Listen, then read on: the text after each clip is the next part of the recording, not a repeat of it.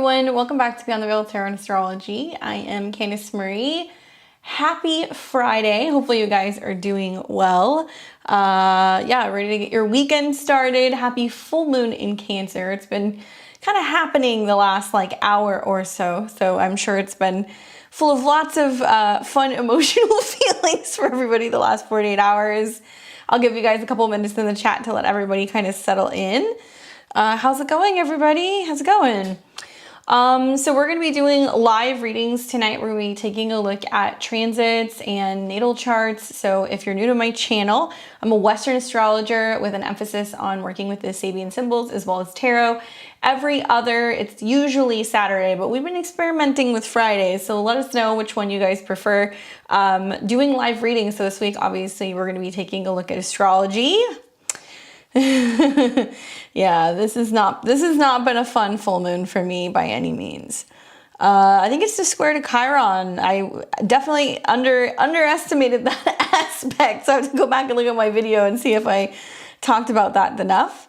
And also sharing is caring. So if you guys want to give us a thumbs up, if you want to share this with somebody else, or if you want to share it on an astrology page or anything, it's greatly appreciated as always. Hello to everybody. What's up, Stephanie? What's going on? Veda, Jen, I got you. Hi, Miss V. Hi, Sonia. Fridays. People say Fridays. We're also on Central Time now, so we kind of adjusted the time a little bit. Now that we're in the center of the country, it seems like it's a little bit friendlier for those of you guys who are on the East Coast. We're not doing these so late. So I don't know. Let me know what you guys think.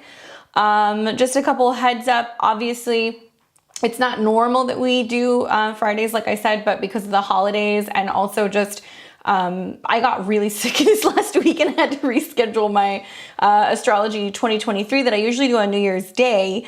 So if you guys were waiting for that, it's going to be coming up tomorrow morning. So if you guys want to join me, it's going to be 9 a.m. Pacific time, noon Eastern time. I'm going to do a live several hour presentation, talk about all the astrology of 2023, my hot takes, all the new moons, the full moons, the eclipses. We're going to talk about all of the planetary changes. I have a whole presentation for you guys, and I'm going to talk about each and every one of the 12 signs and let you guys know how the big planetary ingresses and the nodal changes are going to be affecting you.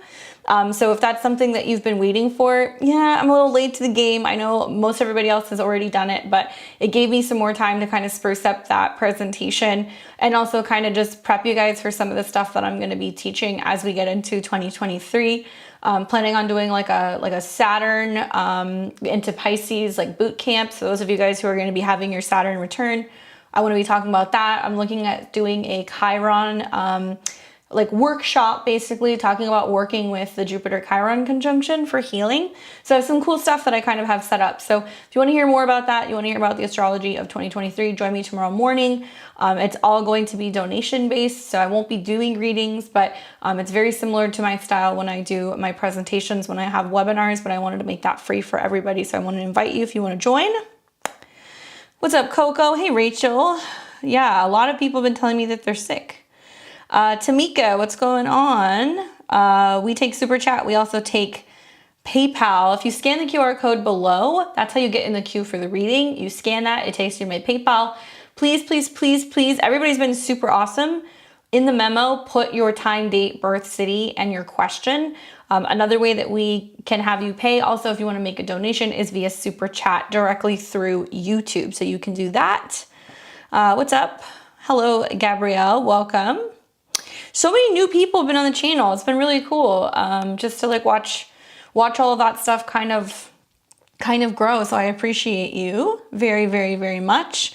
Let me give you guys a shout out to those of you guys who are my members. So if you're not aware, all of my content outside of the readings that we do on the weekends, all my content's free. I put out as much stuff as I can, and I have more content that I'm trying to create for 2023. I'm trying to get into figuring out a schedule so I can start doing planets through all the signs, planets and aspects, all of that stuff, planets and houses, so I can start teaching you guys more about natal astrology. If you want to learn more with me personally, you can always go to my website. You can sign up for my level 1, which is pre-recorded, or my level 2, where we're going to start talking about transits, my Astro 201. Website's below. We're going to be starting on January 22nd. 8 consecutive weeks of talking about transits. So if you like what I do on my live readings, that's going to be what I'm going to be teaching throughout these next couple of weeks. So please join me. But yeah, hello to everyone. Hey Tiara, what's going on? Yeah, I'm sorry to hear that some people are not feeling well. That has definitely been a thing.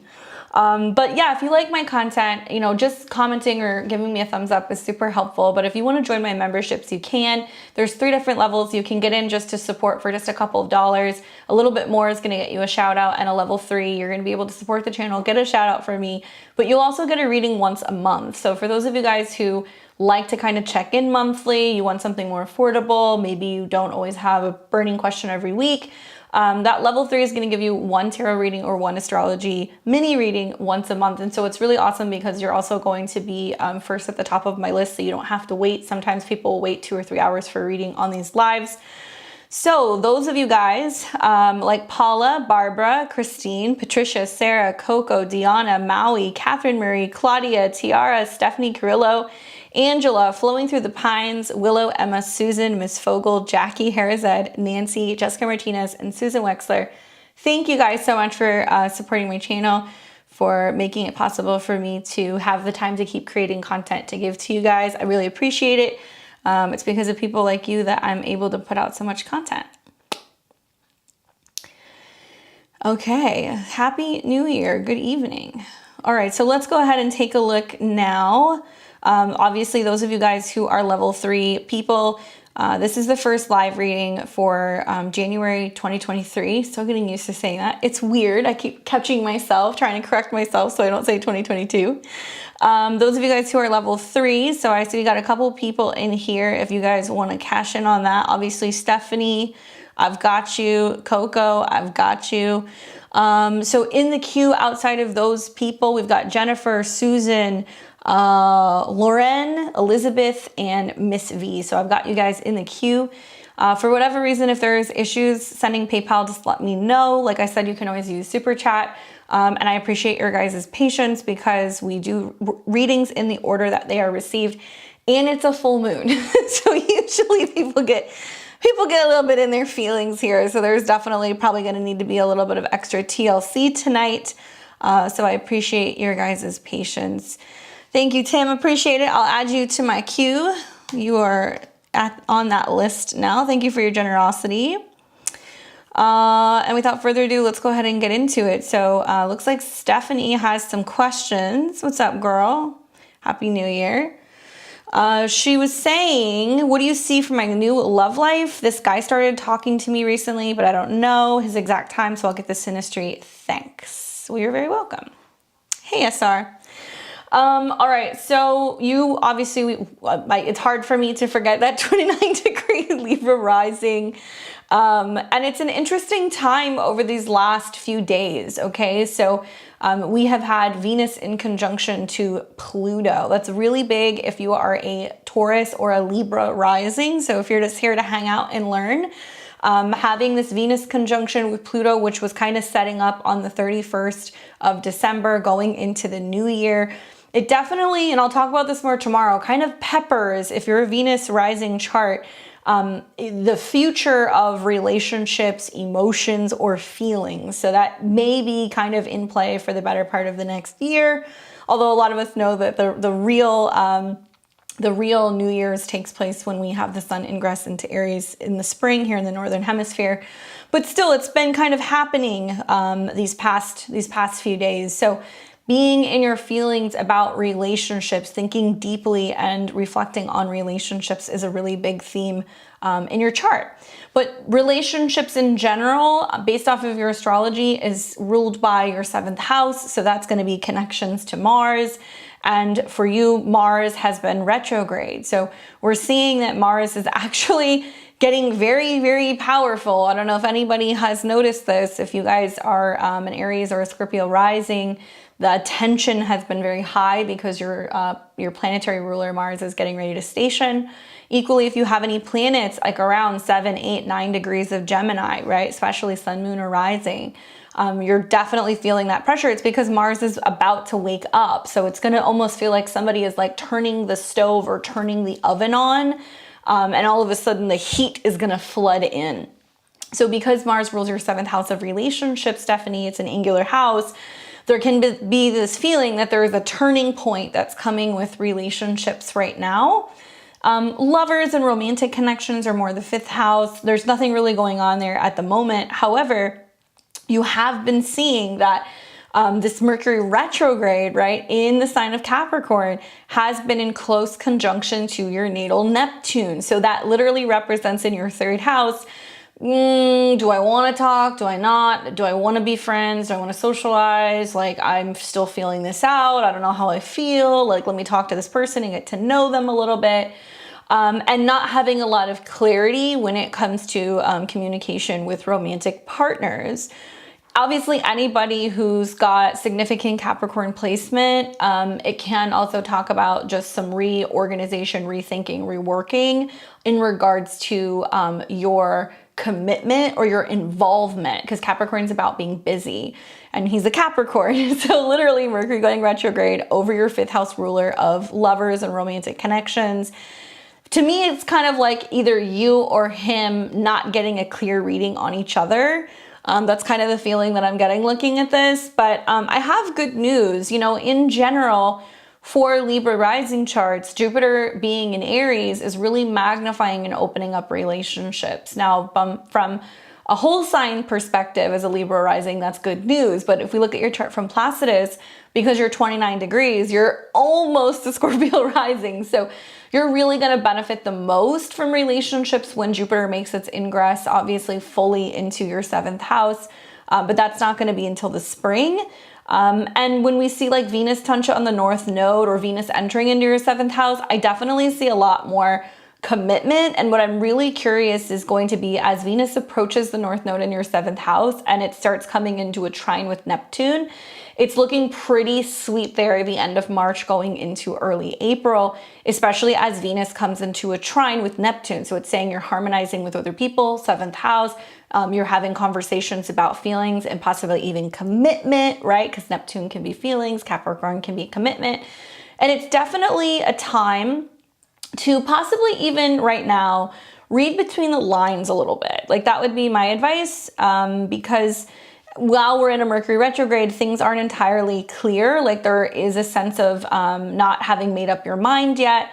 Today's a really cool day. We're having the Mercury Cazimi. So this is the halfway point through the Mercury retrograde. So we're getting there. We're getting through that storm right now.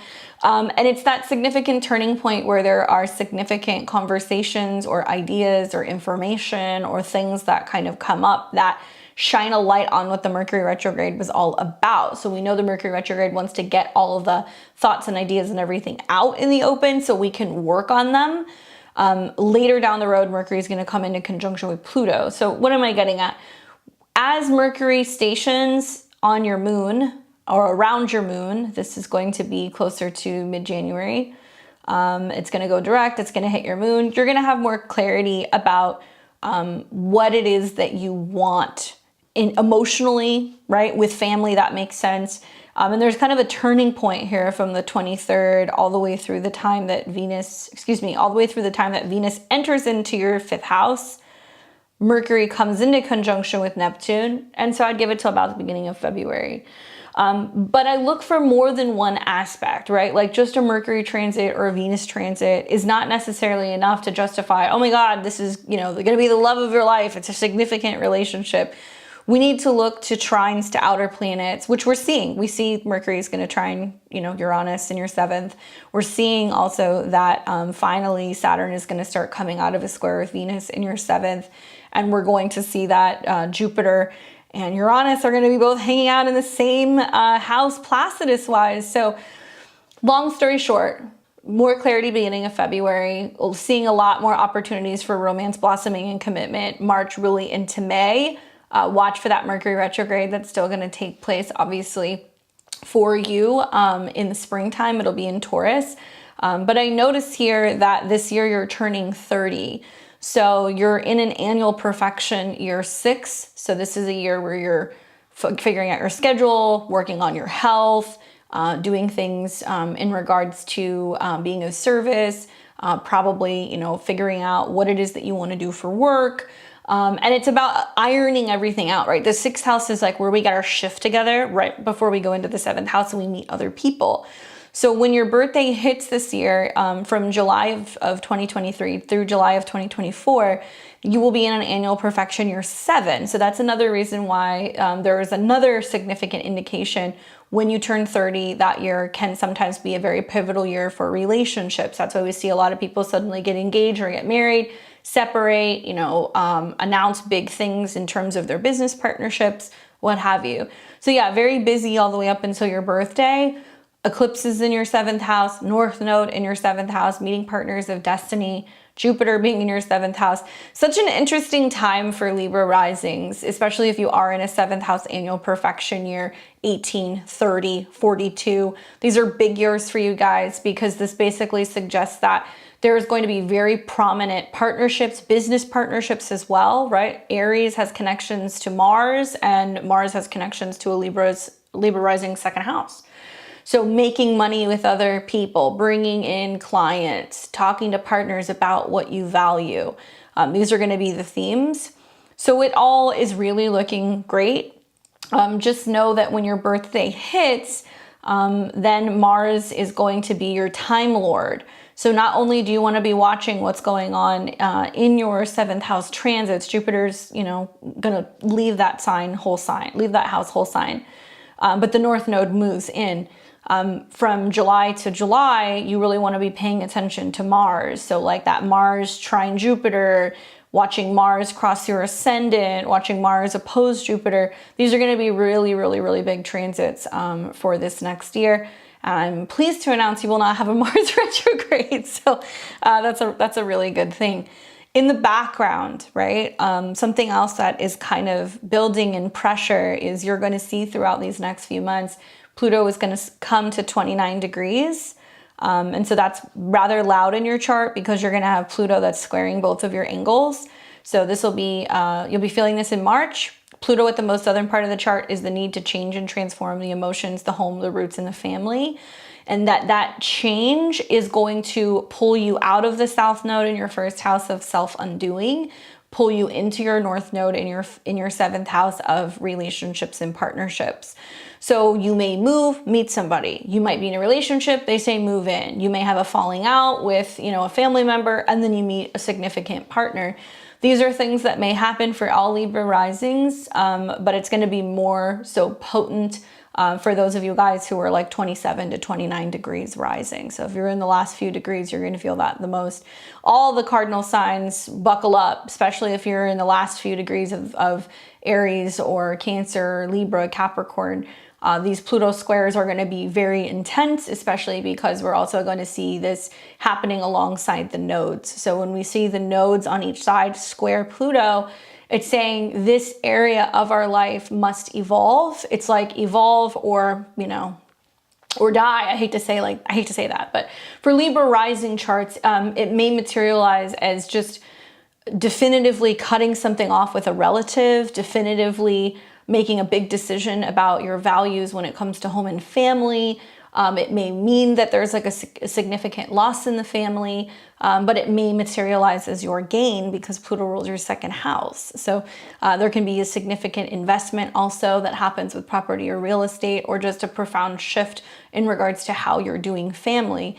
In my opinion, this is really important. Everybody collectively is going to feel this. So if you're listening to this being like, oh, I don't have any Libra in my chart, no. When the nodes square an outer planet, it affects everybody. It's just going to be felt a little bit more by the cardinal signs. And you're finally having your Saturn's return. So much emphasis on your 4th house. And for somebody who also has Libra rising, and I also have Saturn in the 4th house, the Pluto transits and the Saturn squares for me have materialized with a need to like let the past be in the past, like not continue family patterning or not continue living in a certain place or in a certain way, and like really emotionally and physically moving on and doing the heavy lifting to clear a lot of that stuff out. So Pluto's going to be in a square there until pretty much the end of 2024. That's when Pluto starts to ease away and it'll go into Aquarius. But you know, by then it'll be trining your Jupiter and it'll be doing some fun stuff. So be present with what needs to change in the family. It's definitely going to be really helping you when it comes to creating a new foundation for what it is that you want in terms of your emotional life, so you can have healthier relationships that are thriving, right? Don't lose sight of the fact that Pluto is in a trine to your Venus. Venus is your chart ruler. So it's saying that you actually have to clear this stuff out right now to be able to be in a better living or home or emotional situation, so you can let love in and you can have more solid relationships. That Pluto trine your Venus is incredibly, incredibly positive for you.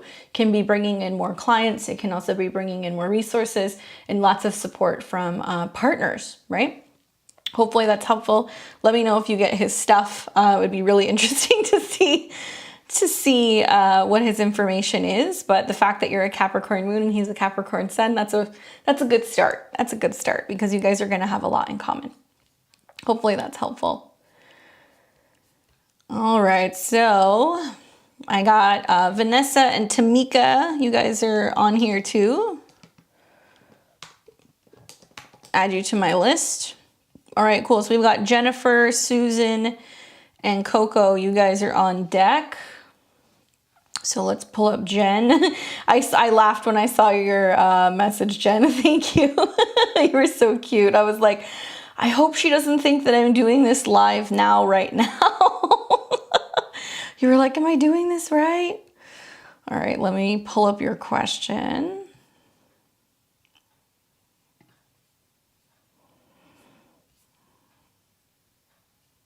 There we go. So Jen says, hey there, forgot to add my info. This is for the live reading. I don't have a direct question per se, but I would like to know if April, May 99 shows anything significant. Also, when money abundance would most likely produce, and anything that sticks out to you. Thank you very much for loving my videos. So you are 1125. I want to make sure I have the right one. I think I put the wrong date in, so let me edit this really quick. There we go. Okay, so asking a couple different questions here. So you're Libra rising, Sun in Sag, and your moon is in Cancer. How has this full moon been for you? You're a hot mess. All the early Libra risings, I mean Libra risings in general, I'm not just saying this, but the Libra risings that I've been speaking to have had a very difficult time the last couple days, because if you look at your 7th house, it's the 3 o'clock hour, Chiron is there, so it's dealing with wounds in relation to relationships. And then you've got Sun and Mercury at the bottom of your chart where you feel like hiding out. And the full moon is creating, in your chart, it's not just a T-square, it's creating a grand cardinal square. So it's squaring Chiron, bringing up emotional relationship issues, focusing on what's going on at the home and the family and the roots. And then it's squaring your natal Saturn, Juno. So it's wounds revolving around relationship and partnership, where you're partnering with other people and where that's lack to yourself, or where, you know, other people aren't rising up to meet you, or where there's like conflict, and it's bringing up all of these emotions. And it can go deeper and be bringing up some issues in relation to home and family dynamics.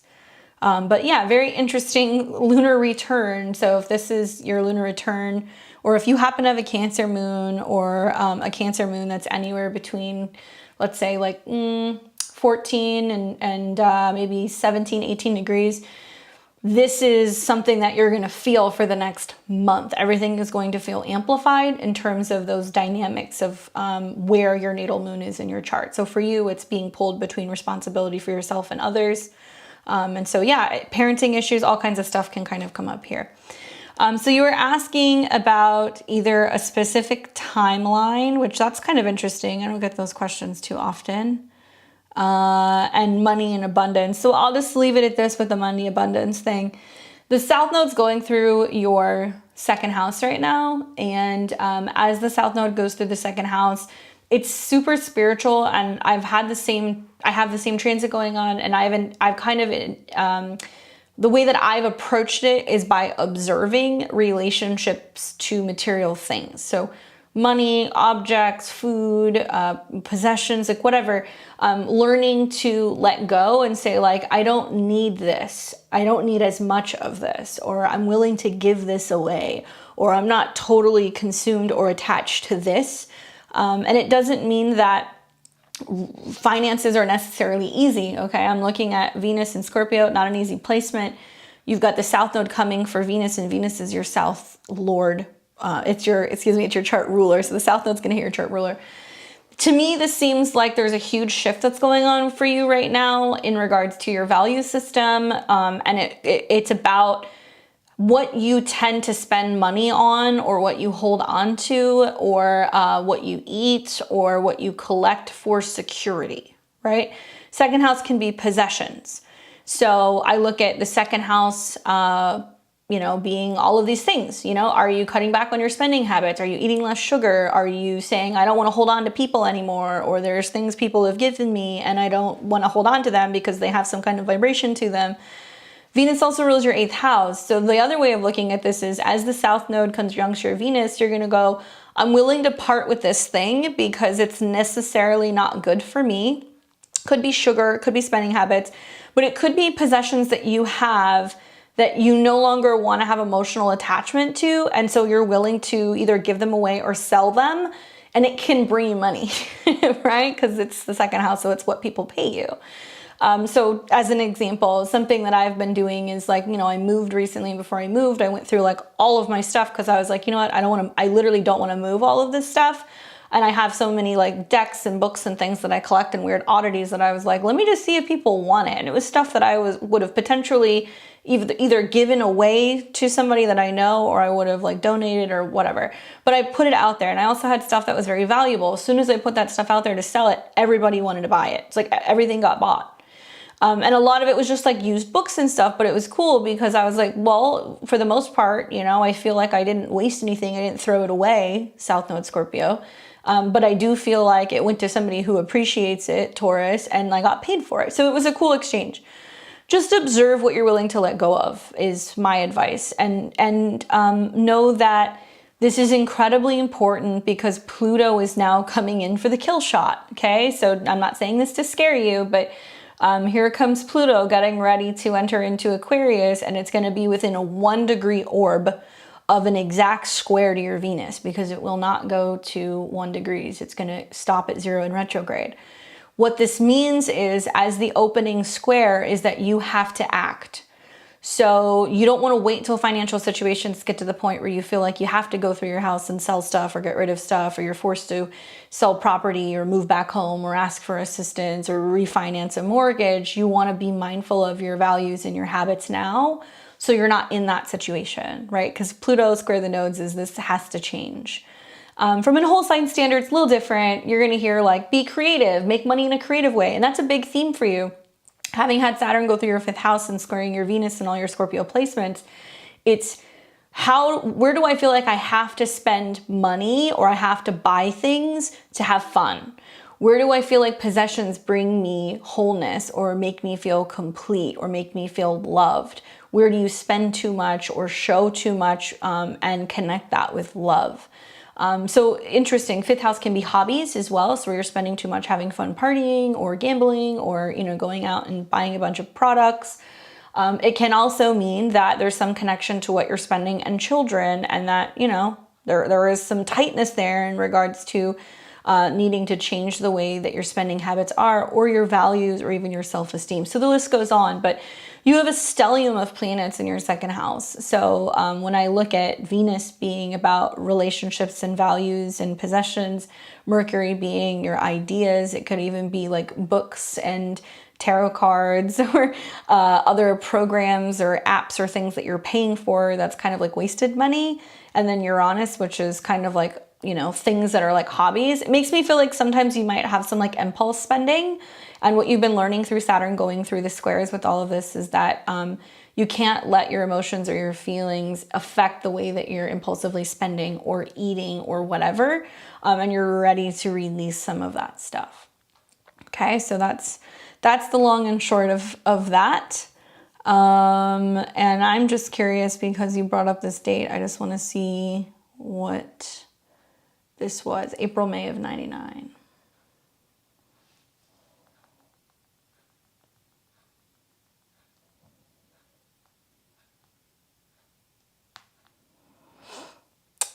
Sun, Jupiter in your 7th, and you had Pluto kind of around your sun. So there was 3 pretty significant things going on at one time.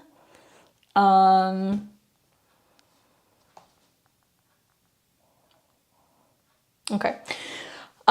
So you have Pluto that was still within orb of your sun. It was moving away, but it was there.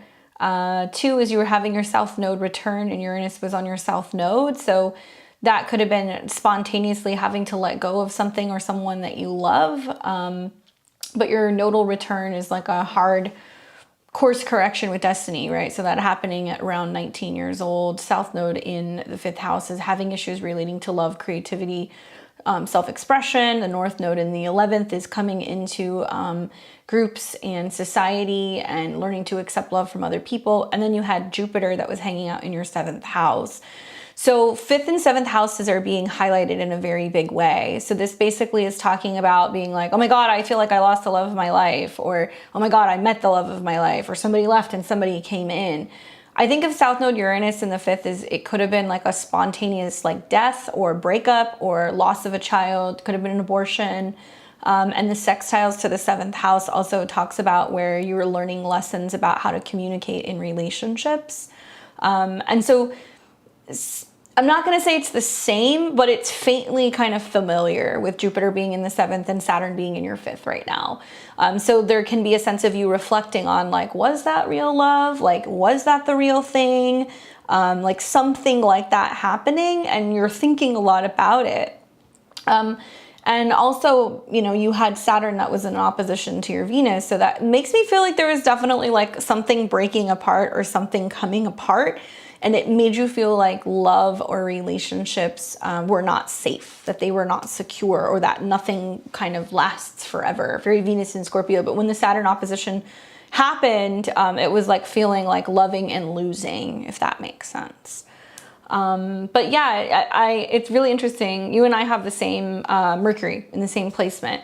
And so there can be this sense of the mind holding on to things. It's not always about collecting. It's about the mind not wanting to let something go. Spontaneous death in my family. Yeah. Oh, I'm sorry to hear that. Yeah. And now that Uranus is kind of in that opposition now in your 8th house, there's the sense of being like, am I connecting with them? Are they still around? Can I talk to them? Are they coming to me in dreams? Because Mercury rules your 12th house. So there's this sense of you trying to kind of like work through that and like mourn, but realizing that there still is very much something on the other side. So I would assume you've been really interested in like wanting to learn about death and regeneration and that kind of stuff. So if that's been like interesting you with some of these transits, I would say something that I keep going back to, that I keep trying to finish, it's like a never-ending saga, is the Tibetan Book of the Dead. It's meant to be read out loud. Not a lot of people know that. It's something that I started reading when I became a death midwife, but it's really about the whole process of learning about the soul, you know, going through the ascension process and being in the bardo, and the process of being able to accept death and work through all kinds of karma and trauma to escape the cycle of having to constantly reincarnate. Anyway, you would think it's a book that's about death and dying, and it is, but it's also a book about living. So the Uranus opposition to all your Scorpio stuff right now, and the fact that you're also coming into your Uranus opposition, I would recommend that book. There's also another book that's called The Astrology of Kundalini. I think that's the name. The author is Barbara Hand Clow. But I picked this book up spontaneously a couple years ago when I was driving up the coast, thinking that it was just like about like Kundalini stuff. Little did I know it was all about the Uranus opposition and that change that happens energetically, and like how to accept that and like work with Kundalini through that process, and that it is about a death and regeneration thing. So that might be really helpful for you. Hopefully that all makes sense. Thank you for sharing with us and for getting a reading and supporting the channel. I appreciate it. All right, so we've got Susan. Susan, I literally cackled when I saw your message, because I swear to you, it was probably about a couple weeks ago, 2 or 3 weeks ago, I was thinking about you and I was like, what is going on with her? Because I know that you have all that Scorpio and that Aquarius in your chart. And of course, when I read this, I want to sound like I'm from Louisiana because I can hear your voice. I can hear your voice in my mind. Okay, so Susan is a Scorpio rising, Libra sun, Aries moon. And she says, well, life is hell. My building isn't finished and I'm stressing out about money. My daughter-in-law and I had a falling out Thanksgiving, and I haven't seen my grandkids, and they still have their ponies. And last but not least, her ex got engaged or married in August. Never would have thought that as to the very younger woman I have felt lately. What the hell am I doing wrong? Working my ass off and wondering if something is wrong with me. But today I encountered a hawk. He circled me close several times and I felt a connection. He was trying to tell me something. What do you think?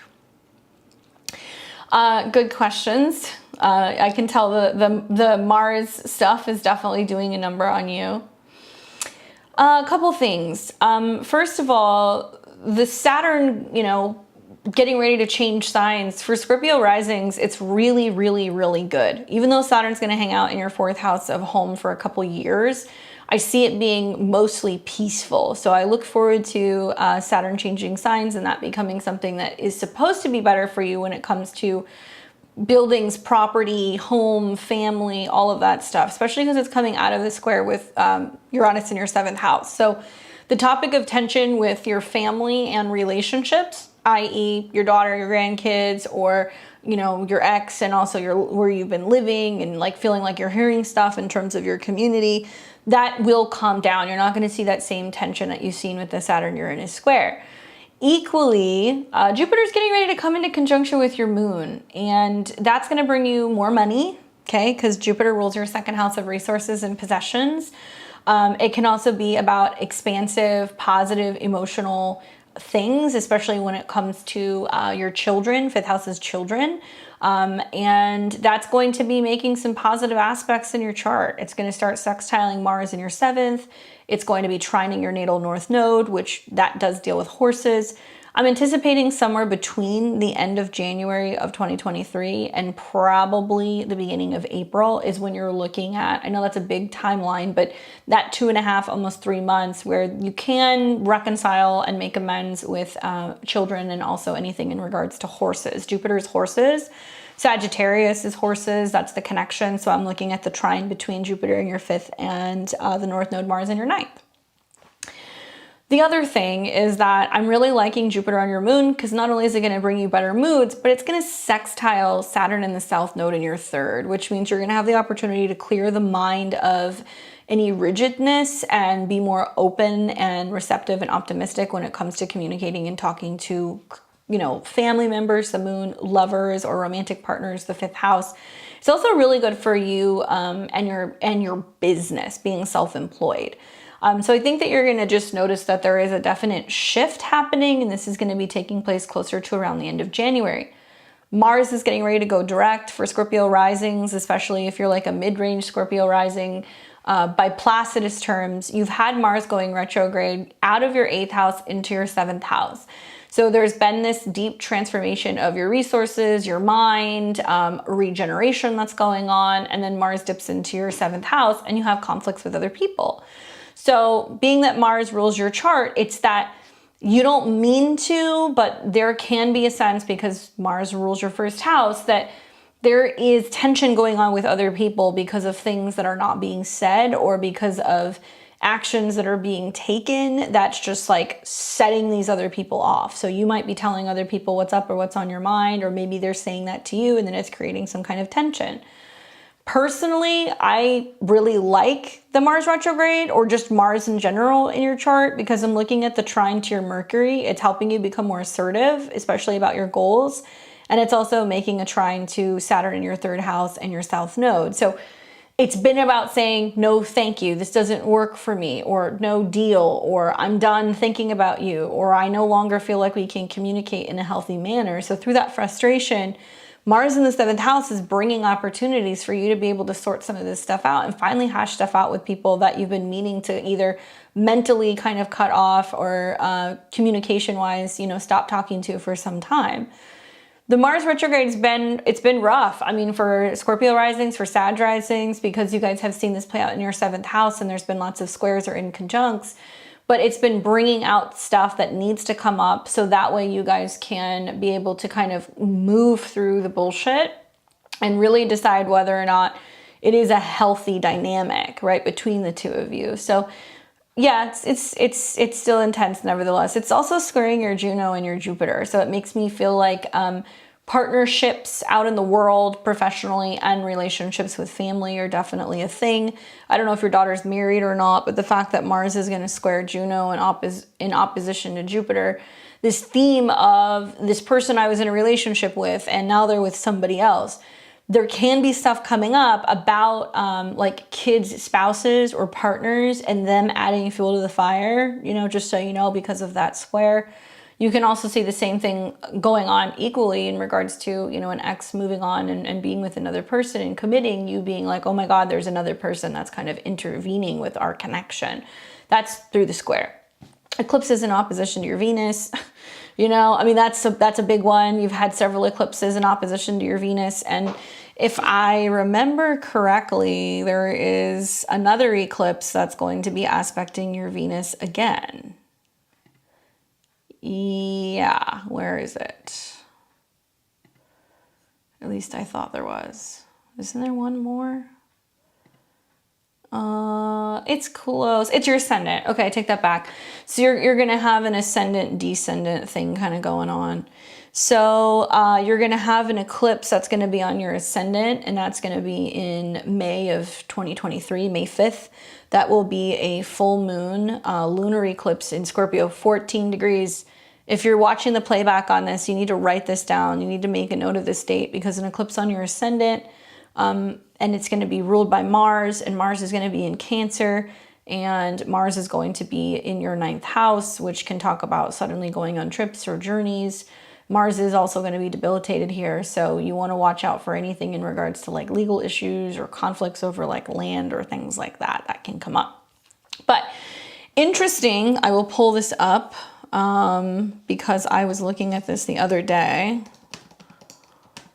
So you're asking about the connection to the hawk. The only reason why I'm referencing that is because that seemed to be kind of what you were really asking me, but I saw one the other day too, and this is what I saved. Hawk symbolism signifies a higher consciousness and awareness. It's about enlightenment. It's also about intelligence, independence, adapting to situations, messages involving clairvoyance and spiritual awareness. Okay, so if you're seeing a hawk, I feel like it's about being aware and being prepared. So if you need to jump into a situation or take on a challenge or anything like that, it's what this is about. It's also about focus and determination, future planning, right? Birds always are spirit messengers. So unlike maybe like an owl or something that literally is clairvoyance, this is about being like, see the issue before it's coming and come up with a plan so that way you know how to tackle it. And that way you know how to handle it head on. For the most part though, I got to tell you, Saturn coming out of the square with your Venus, coming out of a square with your ascendant, Jupiter, that's going to hit your moon, and then it's going to go into your whole sign 7th. It's going to take a little time to get into your Placidus 7th. Things are looking a lot better March, April, May of 2023. And that Venus retrograde that's going to be taking place in the summer of this next year, it's all about kind of getting things in order in regards to big, prominent expansion in regards to your career. It's going to square Jupiter, it's going to square Uranus. So you're going to have lots of clients. That's not going to be a problem. It's just going to be about how you're reworking your public image in regards to your new business stuff. Okay. Hopefully that's helpful for you, Susan. Thanks for being a long time supporter. I appreciate it. We've got Coco. Let's see here. And it looks like you wanted a Synastry. Coco says, thank you for being a supporter. I appreciate it. Question is there any time in the near future that Jay will awaken to how special this connection is? Primarily that we both have a soul contract. He seems to be delusional. P.S. You came highly recommended, and I'll get a full reading session from you soon. Cool. I look forward to it. Okay, so Miss Coco, we've got you on the outside, him on the inside. You're a Pisces rising. Just double check this. December 1st, 89, 12:57 p.m. Chicago. And January 15th, 78, 5:43 a.m. Okay. So you're a Pisces rising, sun in Sag, and moon in Capricorn. Boy, you've been through the ringer, huh? Okay, got it. Thank you. Yeah, I mean, here's the long and short of it. Okay. This is just my 2 cents. Yeah, I mean, you guys have Venus to Venus, Sun to Venus. Like, there's a really strong connection there. There's no doubt. I'm also looking at the Pluto-Uranus conjunction that you guys have in the 8th house, which talks about like having periods of deep, profound intimacy, and then almost like that is so intense that it's like scary and it like erupts. But you know, you were born with Saturn and the moon and Venus conjunct, so I could go on and on and on about that. But basically, Venus in Capricorn is super committed, traditional. You know, it means what it says what it means, and there is a tendency to be focusing on what you can build. So when people aren't showing you that, there is a sense of being like, oh, that's not safe. The Moon-Venus connection is very sweet, but when you throw Saturn into the mix, it's saying that you have some kind of karmic lessons when it comes to relationships, that goes back to the relationship with your mother. And you might see that this plays out in like difficult relationships sometimes throughout your life, or like within groups or certain friends in general. He's highlighting that because he's got Venus and the Sun conjunct all of these planets that you have in Capricorn, right? 2 is he's got his North Node in your 7th house. So that talks about kind of pulling him in a relationship sense into your orbit. It makes sense. Jupiter on your IC, and he's a Sag rising. So right now, as we're seeing this Mercury retrograde in Capricorn, it's going back and forth over his Venus, and he's weighing out his values. And he's like, what do I want? What do I not want? What do I need when it comes to love, when it comes to women, right? Or a woman with Capricorn placements. Sag sun, Sag rising, both of you guys are going through a really kind of back and forth time in relationships because Mars is going retrograde, 7th house to your ascendant or to your sun, which means there's a sense of somebody's in, somebody's out, somebody's in, somebody's out, that kind of stuff.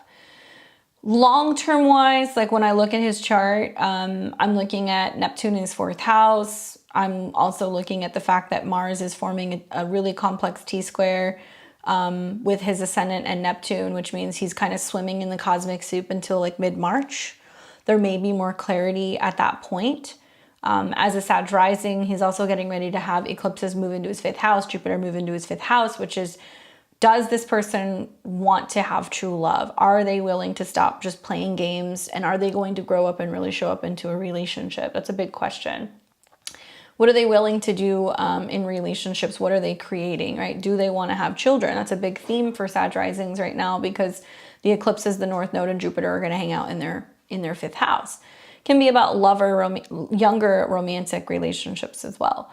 You talk about like karmic, like twin flame stuff. He's got planets that square your nodes, sure. He's also got, you know, Pluto that squares your Saturn and your moon. And in my opinion, I'm not going to judge, but definitely the Pluto square moon synastry is very difficult to have because there's always going to be this emotional tension and this underlining current of not being able to feel emotionally secure. It's not the end of the world if there are other things that can kind of support this, but I would just say go into this knowing that he's got South Node in the 5th and the moon in the 5th house, which means there is this sense of detaching from emotional partners because there is a storyline connecting to some kind of separation or letting go or detachment with a mother figure. So it's almost like when somebody gets close or they get too close, it's like he gets hands off, right? So he's working through that right now because Chiron's on his South Node and it's moving towards his moon, and he has to kind of figure out why he does that, why he brings people in very quickly, and then why he kind of detaches. In terms of like long-term stuff though, I mean, you know, Pluto has finally left both of your guys' Venuses In this next year, we're going to see that Jupiter is going to start coming into a trine. 2024 is a bigger year because Jupiter and Uranus will both trine Venus. Just looking at your astrology, seeing Neptune conjunct your ascendant right now, it means that there is this sense of, why am I alone? I don't want to be alone. This is horrible. Like, how can I break out of this this bubble of not being seen? Why doesn't this person see me? Why do they not want me? And that's because you have Neptune in opposition to your 7th house, which is other people. Neptune is also sextiling your Venus still. So there is this sense of, don't they value me? Why won't they talk to me? The list goes on. When you have a very strong positive transit to your natal Mercury, you will see that that's when things are going to expand. And what's interesting is in this next year, we're going to see Jupiter in the spring going into the summer trine your Mercury. So kind of like when Coco gets her groove back, she's going to be like, I want me, right? It's about me. I want me. I choose me. I know that I am worth it. Like I no longer want to feel worthless. It's like a light is going to turn on and somebody's going to show up. So just know that. And that's because Jupiter expands. You are Jupiter. It rules your chart. It's going to trine Mercury, the 12th house. It might mean that there is some sense of you going back and forth, being able to have a relationship at a distance, or like learning a lot about relationships.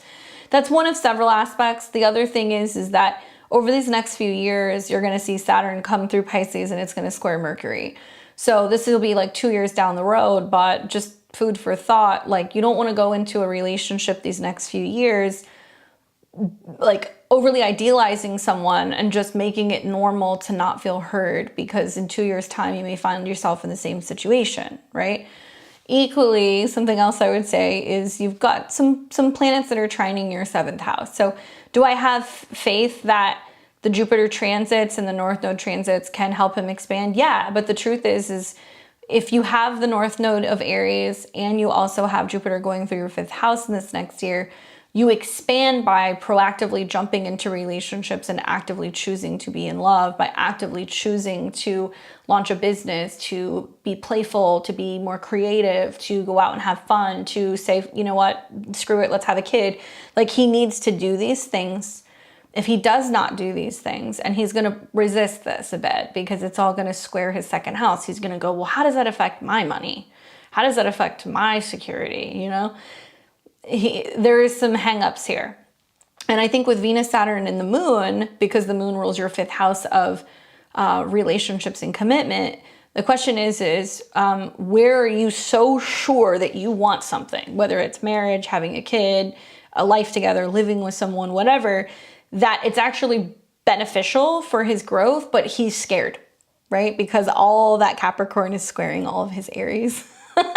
So you're like, get it together. And he's like, oh, but that takes away from my independence, you know? Sag risings aren't always the most commitment oriented. I know you're a Sag sun and you have the Sun Mercury in the 9th. So I think that you're kind of a little bit more optimistic that anything is possible, that you can have freedom and have fun and still have a partnership. But I would say be very careful with this complex square, because this is going to take you clear through March. Like, I want you to take this person, put them on a shelf, and basically be like, I'm just going to observe what's going on until between now and then. And as you're doing that, Jupiter is going to start coming into a trine with your Mercury and your midheaven, and it's basically going to open everything up when it comes to you being able to really value yourself. And you might need another person, especially if you're traveling. That's something else that might happen kind of down the road. But yeah, it's he's an interesting one. There's definitely lots of sparks that fly here with your guys' Uranus-Pluto conjunction, but there's almost this sense of coming together, waking him up, and then he's like, oh my God, this is too much for me. And it's not that you're too much, it's just that I think maybe he knows that there's like this all or nothing vibe to this, right? You guys do have Juno and Uranus conjunct, so that makes me feel like it can just suddenly be like, that's my person, but I wasn't looking for them and I'm not ready, and like, give me more time. And you're like, really? Like, what the heck? Just food for thought. But yeah, really interesting stuff. Pay attention to what's going on with the Mercury retrograde right now, because Mercury rules relationships for you. It's going retrograde directly through Saturn and the moon and Venus, which means you're literally getting a lot of feedback from your friends about relationships. It means you're on the internet talking to a woman who happens to have Venus in Capricorn, who's telling you that you need to like put on your big girl shorts and like not let somebody else jerk you around like this. Because if you can do that over the next 2 years, you're going to see a major blossoming of relationships, and you're going to catch yourself from repeating a cycle that's going to be happening in another 2 years. You can literally prevent that from happening by making some really solid decisions right now, you know? The Capricorn struggle is real. It's so funny. I saw somebody post on an astrology forum, because I love to do that. If you guys are in astrology forums, like on Facebook and stuff, you'll see me go in there and I'll just like read people to filth. And I like to go in there and just like give people help. I don't go in there to like troll people. But somebody was like posting being like, oh my God, I found out that I have a Capricorn stellium, like help me. And I was like, you can help yourself. Sent. Because it's true. It's true. You can help yourself. So wherever you've had like the most kind of Saturn crystallization, or like the most kind of upheaval, what you'll realize, especially when Saturn gets out of Aquarius here pretty soon, is that that's actually where you're super solid. I look at your Saturn, Venus, Capricorn, and your moon, and I'm like, dude, you have really great friends. You should have older female friends who are telling you that men ain't shit. And like, those are the people that you need to be listening to. And I'm not hating on men, but I'm saying that that's literally what some of these women are going to be telling you, because it all trines your 7th house, right? So over the next 2 years, as it starts sextiling Jupiter and Uranus in your 2nd house, they're going to say, focus on your values, focus on you, you know, like go out and spend time with these women, hang out with them, listen to their stories about how they chased men for years. And then they didn't realize that they needed to love themselves until they were 50. And it took them so long to rebound and get their money together and launch their businesses and find value in themselves, that they wish they had done it sooner. You're going to hear a lot of these stories, right? They're trying to tell you, go and get your bread, get your money, work, have fun, spend money on yourself, invest in yourself, and find somebody who sees that value and wants to like treat you like a treasure. And that's what you're going to be working on over the next couple of years. Okay. Good luck. Good luck. I love like the old lady's lunch table who's like, you know, just sitting there, just talking trash, because that's what you need. All right, so we've got Loren, Elizabeth, and Miss V. You guys are up next. We're gonna close the queue. So if you guys want to get in, you got to get in now. Otherwise, you're gonna have to wait until next week, and you'll get a tarot reading. Let's see. All right, cool. So Loren, let's pull that up. It's Loren? Yeah. Let me know. I want to make sure I'm not butchering that. Okay. So for Loren, there we go. When is my life partner coming? 4/28/86, 12:45. I put PM because you didn't put AM or PM. So do you want to confirm?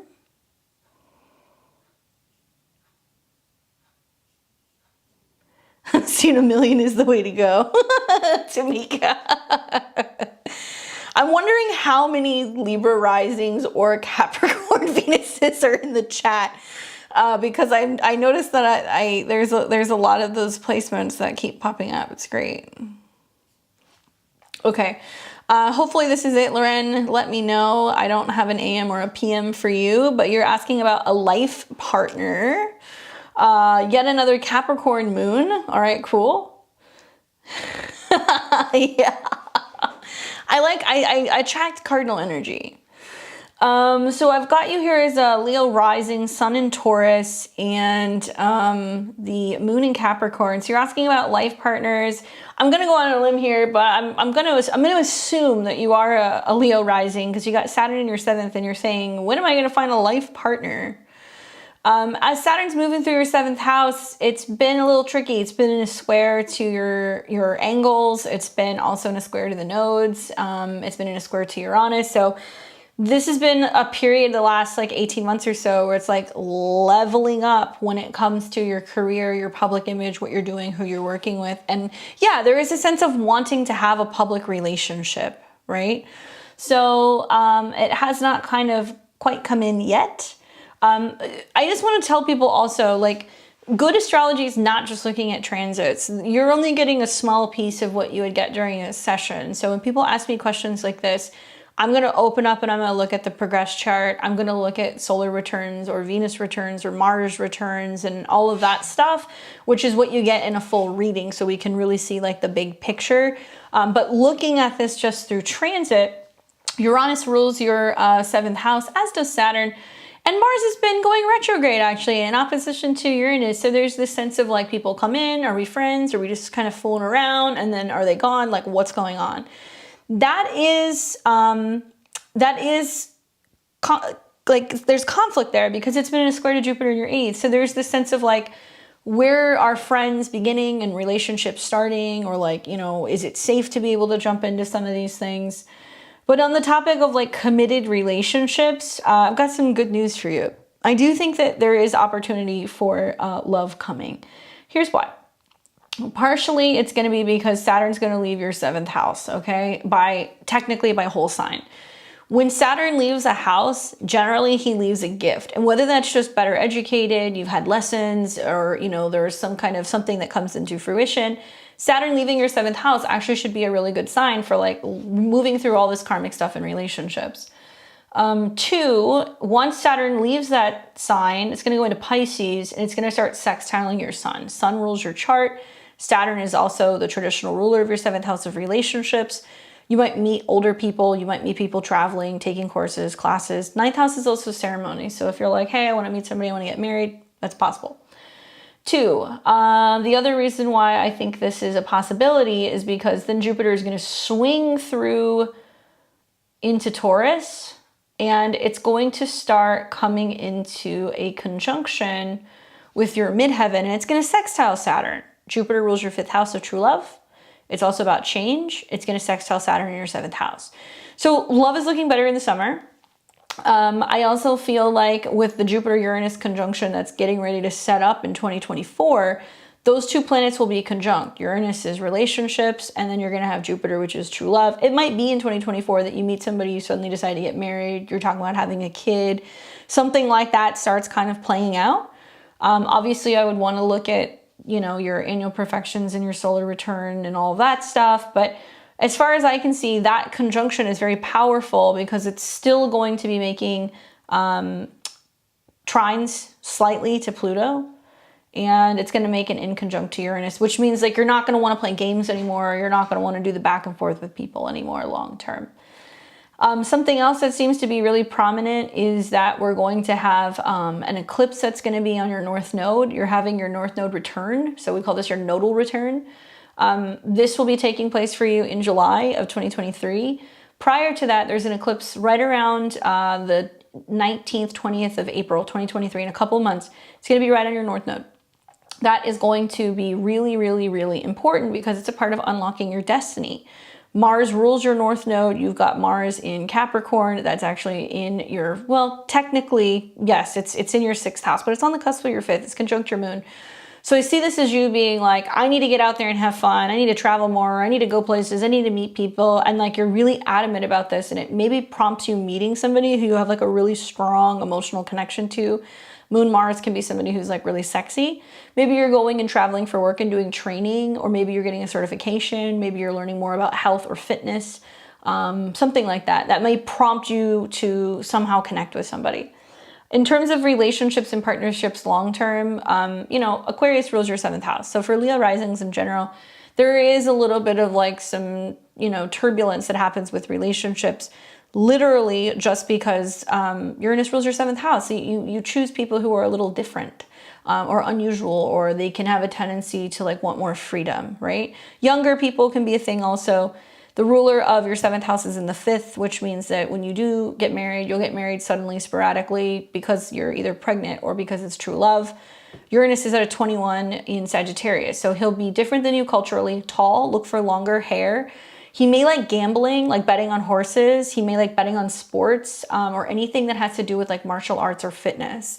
He may have a background in that as well. So it might be something that he's like known for, like maybe he does like boxing or like self-defense or something. He might also work in aviation. So he might have been in the Air Force, or he may have been somebody who's trained as a pilot. There might be something kind of like that he does. especially because Uranus is in a slight trine to your North Node. So it tells me that he at least, you know, travels and flies overseas, or he's flown overseas, or he's, you know, like gone to school overseas or something like that. That'll kind of come through.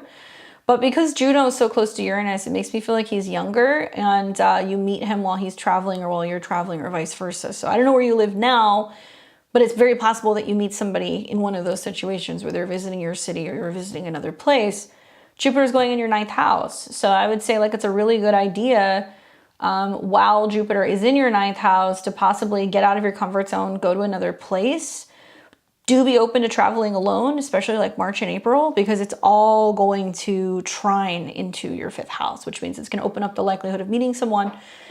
He might be younger than you. That's the only thing. And I've seen this for a lot of Leo risings who have the Saturn-Uranus-Juno conjunction, that it's always been somebody who's an immigrant or a foreigner, or they're foreign to you and they're younger, but it's like this whirlwind thing. And then you guys get married and then you talk about having a kid. Very Uranus in the 5th house. Especially because the dispositor of that is Jupiter, and you know you have your natal Jupiter in the 8th, so it tells me that it's somebody who's very different than you, and you have to kind of like go out there and like find them. Like I said, I would feel more sure by telling you this in a reading, by really looking at the progress charts and the other things.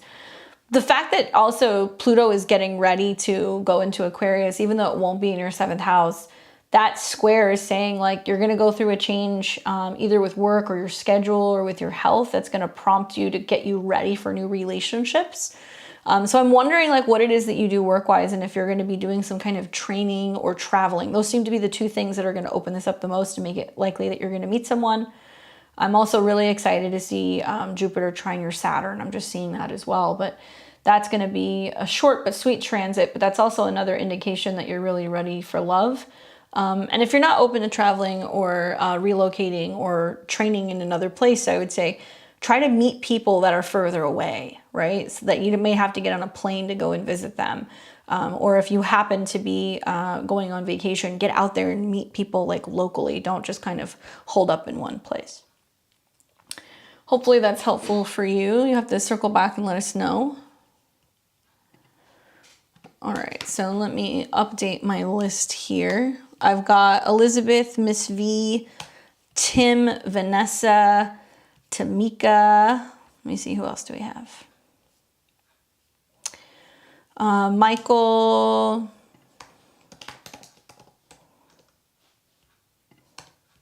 We got Rachel. Micah, I got you, Micah. Vanessa as well. Maybe you were just sending me your info again. And we've got Chris. Okay, cool. So let me pull up Elizabeth.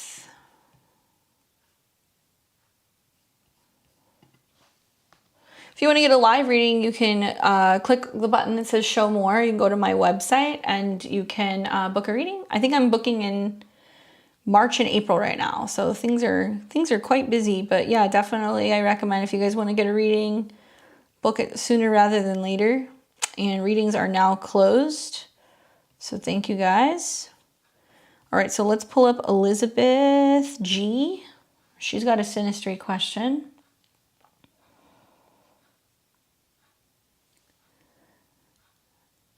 Okay.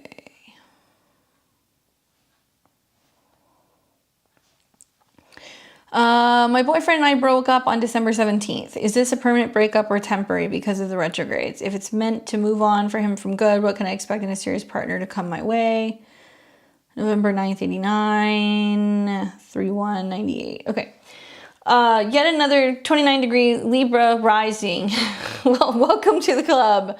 Welcome to Pluto's pressure cooker. That's really what's going on. So this is the synastry between you guys. I just want to talk about what's happening. I don't know if you were listening earlier to when I was talking to Stephanie.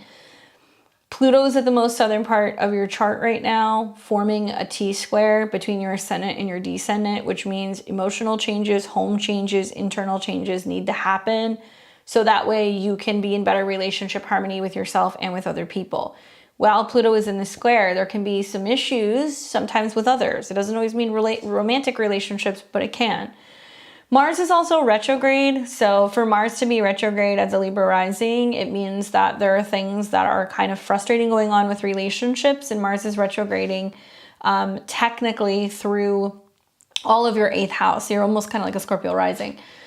The Mars retrograde in the 8th house is frustrations and changes and transformations in communication and security, and how you can get into tiffs with people who say things that affect your security. And it can also be frustrations like sexually and in terms of intimacy. All right. Okay. My eyes get really big looking at his Venus at 27 degrees because this is kind of furthering my point. Pluto is still conjunct his Venus, and it's, even though it moves into Aquarius, it's going to get squared there. It's going to go retrograde over his Venus. It's going to be there for another year. So literally, okay, Pluto is a death and a rebirth as it conjuncts his Venus of a relationship with a woman who happens to be older than him, Capricorn. It's textbook. So he's your Pluto transit, right? There's no doubt you guys really like each other. Because there's a lot of conjunctions here. Mars is on your moon, which is basically a really passionate, kind of emotional, intense connection. He's got a stellium of planets in your 5th house, which is all about romance and relationships and dating. But here's the real question is, do you guys want the same thing, right? There's a lot of like passion there. There's a lot of chemistry, but do you guys want the same thing out of life? And so this isn't like, I'm not passing judgment because of the age thing, but I look at this and I'm like, the 5th house is youth. He's got a ton of planets in the 5th house. Is there a lot of love there? Is there a lot of connection there? But is he ready for what you're ready for? Right? Because you're a Scorpio sun right now, Uranus is still in opposition to your sun. Okay. So as Uranus goes through your 7th house, there can be this sense of there being a bit of like tension going on with you and another man. It can be father figures, it can be bosses, things like that. So you can see tension with all of these people. But you have the Sun and Mercury conjunct, and Uranus is in opposition. So there's this sense of feeling like, oh my God, I'm secure, I'm not secure, what's going on, what's happening? Ends of relationships, believe it or not, are more connected to your 6th house. So I notice he's got Saturn and the moon there, which is not the easiest in terms of synastry, because it can indicate that it may be something that was preemptively going to become more of an issue in terms of emotional connection. March, April, right? Maybe May of next year as this Jupiter moves through there. As Jupiter goes through your 7th house, just in general, it's amplified as a Libra rising because Aries is about conflict. Sometimes this is having confrontational conversations with other people, and there can definitely be a lot of like needing to air things out. And then there's the sense of reflecting on relationships and what relationships, the reality of what relationships really are. You're going to see this even more when Jupiter's fully in your 7th house. I would say the likelihood of you having a more definitive answer about this relationship is likely going to come when either the Sun conjuncts Pluto, which will be around the 17th of January, or it can be when Mercury comes into a conjunction with Venus and Pluto, which is going to be February 8th through the 10th. And that's when Mercury comes into conjunction with Pluto and also his Venus, and it's going to be like, okay, is it really done? There can be like you guys sitting down and having a conversation and like somebody being like, no, it really needs to be done this time. Or there can be a sense of you having a dream that gives you clarity that's like, no, this isn't working. It'll be one of those two things, most likely. The other thing is that you have Jupiter squaring your Uranus, Venus, Saturn stuff. So being that Jupiter is like moving out of your 5th house into your 6th house, squaring it, by Placidus terms, it's like scheduling issues, nitpicking, somebody, not necessarily doing their due diligence to communicate well. But by whole sign standards, it's more kind of saying like there's conflict that's going on in terms of home, domestic, emotions, or the past. So there can be a sense of like one of you guys, especially Libra risings, noticing a lot of conflict in relationships right now, and it's playing out and it's mirroring stuff relating to your family or a relationship that you have with a family member or a relative. That's something else that I would really kind of look at and ask yourself. But you're not really going to get your answer until I think those dates right around the beginning of February when the Mercury retrograde's over. And if you guys do reconnect, then one thing I would say is pay attention to what's going on in March and April, because those eclipses rolling in can definitely show you in a very big way what's going on. You'll have a new moon solar eclipse right on your descendant at 29 degrees. And that is basically saying a hard reinforced restart when it comes to your relationships. There will also be a new moon that's going to be at 0 degrees of Aries. So we're going to see, I guess we call that a black moon when we have 2 new moons that month, which is like super wild. So it's the beginning of Aries, the end of Aries. For Libra risings, it's like basically being like, look, if you haven't learned your lessons in relationship, if there really isn't a new fresh start, you're going to have more conflict. So maybe give it till February, right? See if you guys have a conversation. If it really is definitively done, likely you'll know. And then you're going to be seeing new opportunities for relationships to be coming in, very much so in April and in May of 2023. And when you start to also see like Jupiter and Uranus come into conjunction, I think that's happening. When is that happening? Not Jupiter and Uranus, Jupiter in the North Node, excuse me. When Jupiter and the North Node conjunct, this will be in June. It's going to trine, it'll be in your 7th, but it's going to trine your Juno, your Uranus, Venus, Saturn. So it's like just the solar eclipse would be enough for me to be like somebody else is coming. But I think that it's that solar eclipse and then the trine that's really opening a relationship, traveling to see that person a lot, talking to that person a lot, connecting with them a lot, because it's all going to trine your 3rd house, right? So it'll probably be a relationship with somebody that you're talking to on the phone a lot. They might live in another place.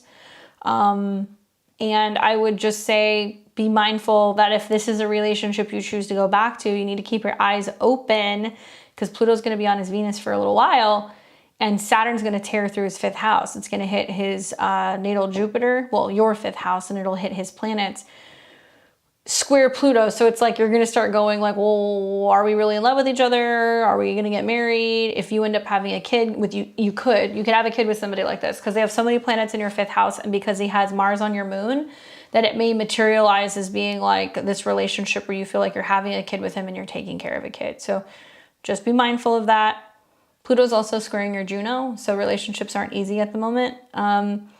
And there is a sense of you kind of going like, okay, if I'm in a relationship with somebody, how do I keep the peace at home? Or how do I feel like we can have a positive or harmonious like domestic situation? And like, where is there balance between the relationship with yourself and someone else? You're going to keep seeing this repeat.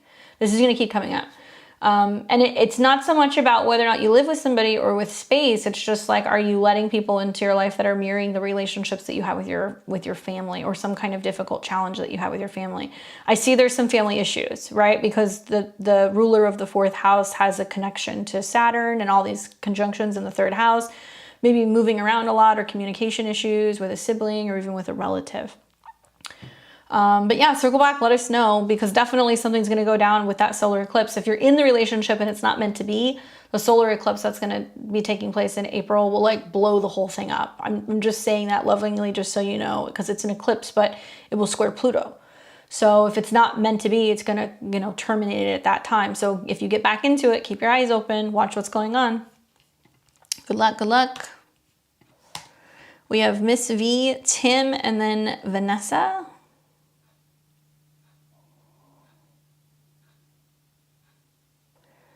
Tamika says, that's the truth. All right, so let's pull up Miss V.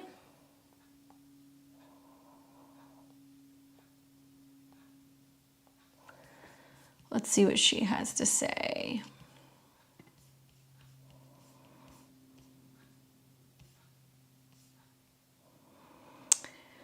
Anything in particular you have questions about, Miss V?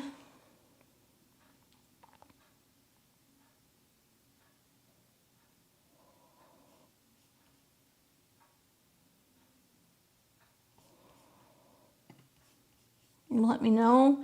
I've got you here as a Sag rising, Sun in Aquarius, Venus in Aquarius. I like that. Moon in Scorpio. Wow. Nope. Okay, cool. Something that is worth mentioning, because this is kind of a big deal, is you're going to be seeing that first of all, the full moon's in your 7th house, okay? So I don't know if you're feeling that, but it definitely is about your dynamics in terms of relationships with other people. It's kind of hard for me not to notice that because it's exactly squaring Pluto in your chart, and it's also in opposition to Chiron. So it's like you, relationships, how you communicate, and whether or not you feel like you have power or control. So this can be like clients, this can be people you work with, this can be romantic relationships.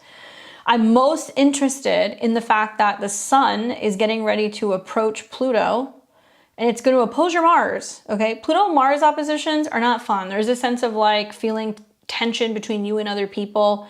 Capricorn can be superiors, it can be parents, it can also be, you know, people at work. Cancer can be emotion and nurturing. So that opposition is rather intense. Just fair warning, this will be like January 15th until the sun comes out of opposition with Mars the 17th. So the 15th, 16th, 17th. These are really, really, really intense days in your chart. The sun, Pluto in the first house is, how am I changing and transforming? Or how am I changing and transforming my values? How am I changing and transforming my money, my resources? And it's all coming into an opposition and also a square that's taking place with Chiron. It's coming out of that square. How you're communicating what your needs are, right, to other people and feeling heard and feeling nurtured. Then we've also got the fact that Mercury stopped short and it's finally going to come into conjunction with your natal Mercury. Again, that'll be around February 7th. And then Mercury is going to come into conjunction with Pluto. So I'm wondering, like, has there been this sense of you having a difficult time talking to people at work? Are you feeling like your beliefs are somehow changing or your philosophy is somehow changing? Are you holding back and talking to somebody about something? Are you trying to figure out how to talk to somebody about something and like confront them? You start your internship on the 17th. Okay, so that's cool. This might just be about you feeling like a little apprehensive about how you're approaching people, honestly. But it seems a little intense. Sun, Pluto, I'm changing, I'm transforming my public persona. So it's like you going into it being like, I don't know anybody, but it's a little bit more than that. I know this sounds weird, but like I would be careful, obviously, if you're starting your internship on the 17th, if you're doing anything that involves like heat or anything sharp, or you're handling any instruments or anything, be very, very, very careful. Just so happens to be the sun, Pluto in opposition to Mars. And Mars is about your emotions, your home, your feelings, even your family.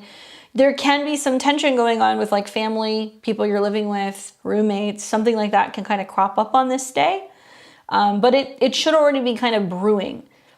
But going back to your Mercury return, the fact that Mercury is going to come into conjunction to Mercury, and this is going to be about your values, it may even be about money and resources, and then it's going to conjunct Pluto, tells me that you're becoming aware of what your financial goals are. So this is going to happen like 2 weeks after you start your internship. So maybe it's like you get in there and you're like, yes, I definitely want to do this. I can see myself doing this for a living. This is something I want to do. You know, I feel like I have the capabilities. I believe in myself. And it's also like the kind of job I want to get into because it's the kind of money I want to make. Just something about your values changing. I'm also wondering if like there's something that shifts gears and then you find out that there is an opportunity to work there and get paid, or that there is going to be an opening. Maybe if you are, you know, interning there for a period of time, then you can, you know, qualify to kind of get hired, right? That could be something else that kind of manifests. Mars going direct in your 6th house too. That's a big thing. It's trining your sun and your Venus. That's also amplifying the likelihood of starting a job and bringing something in that could bring in more income down the road. And obviously you're getting ready to come into your birthday pretty soon. So while we're in Capricorn season, there's this retrograde and like all this stuff that's going on behind your sun. So there's this sense of you going like, what am I changing and letting go of and transforming? You know, do I want to change my hairstyle? Do I want to change my user photo? Do I want to change how I dress? Do I want to change how I present myself to the world? Don't do anything crazy right now. Let's just wait. Give it a little bit more time. Once Mercury comes in conjunction with Pluto, I think this is going to be more about you making a pretty definitive decision about whether or not this path is going to be for you and whether or not you could see yourself doing this professionally. I'm really liking the fact that the Sun and Saturn are coming together and they're trining your 10th house. So it makes me feel like you've got the capabilities, you've got the chops, and that you're really working towards being able to create a life where you're bringing in more resources for yourself and also being a part of something that you feel like you can invest in. But obviously this is like kind of like money stuff because it's all, you know, happening through your whole sign's 2nd house. Let's see. What other questions do you have for me, my dear? Jupiter's on your South Node too. So One other thing I would say about that is technically it's in your third. It's getting ready to go into your fourth. You're going to be driving a lot more. Opportunities for short distance travel, especially in like March and April. And then there is this sense, if you have children, focusing more on children, because this is your whole sign fifth, communicating, talking to people, talking to younger people, working with younger people, maybe having to process a lot of documents and a lot of paperwork. So that seems to be pretty significant for you. And then the Sun-Jupiter conjunction is happening in your fourth. So positive news coming in the spring on the home front, expansions within the home, the family, being able to kind of maybe get into a new home, being able to start thinking about buying a home, going back home, visiting family. That kind of stuff is going to be kind of panning out for you in the March, April, May time. And I don't know if you're looking for love or what that situation is like, but between eclipses in your fifth and Jupiter going into your fifth, definitely a lot of opportunity to feel like you have more money to spend to have fun.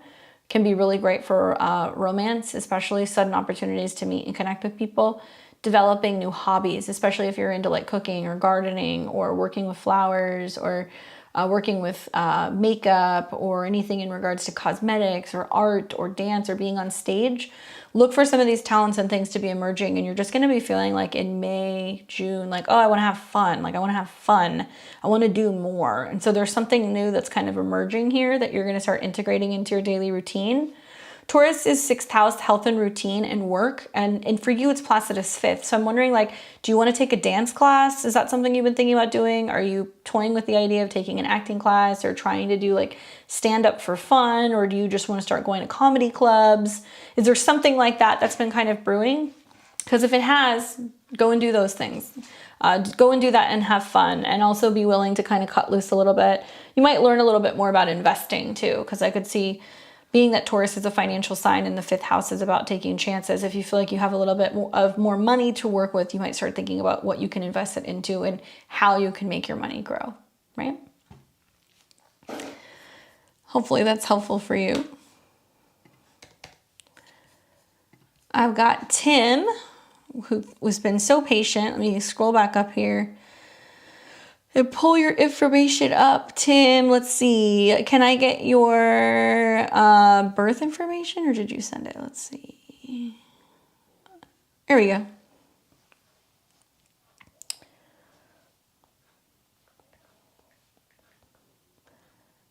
January 6th, 96.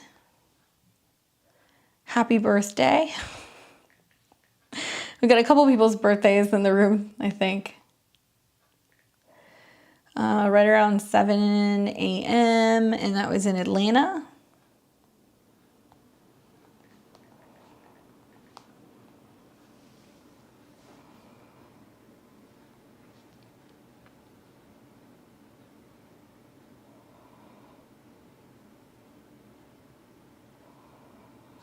There we go. Money, soulmates. You're welcome, Miss V. Capricorn rising, sun in Capricorn, and your moon is in Cancer. So you're used to this dynamic, huh? You're used to this full moon energy. You were born in a full moon. Happy birthday, although it looks like your birthday was yesterday. So I would reflect on what was happening for you yesterday. So let's take a look. So money, obviously that's an important topic. If you're savvy as to what's kind of going on currently, we're getting ready to see Pluto change signs. So this is really, really important. You've been like, similar to me, you kind of had Pluto touch on a lot of your personal planets, huh? It's like come into conjunction with all your Capricorn stuff. It's going to hit your Aquarius stuff.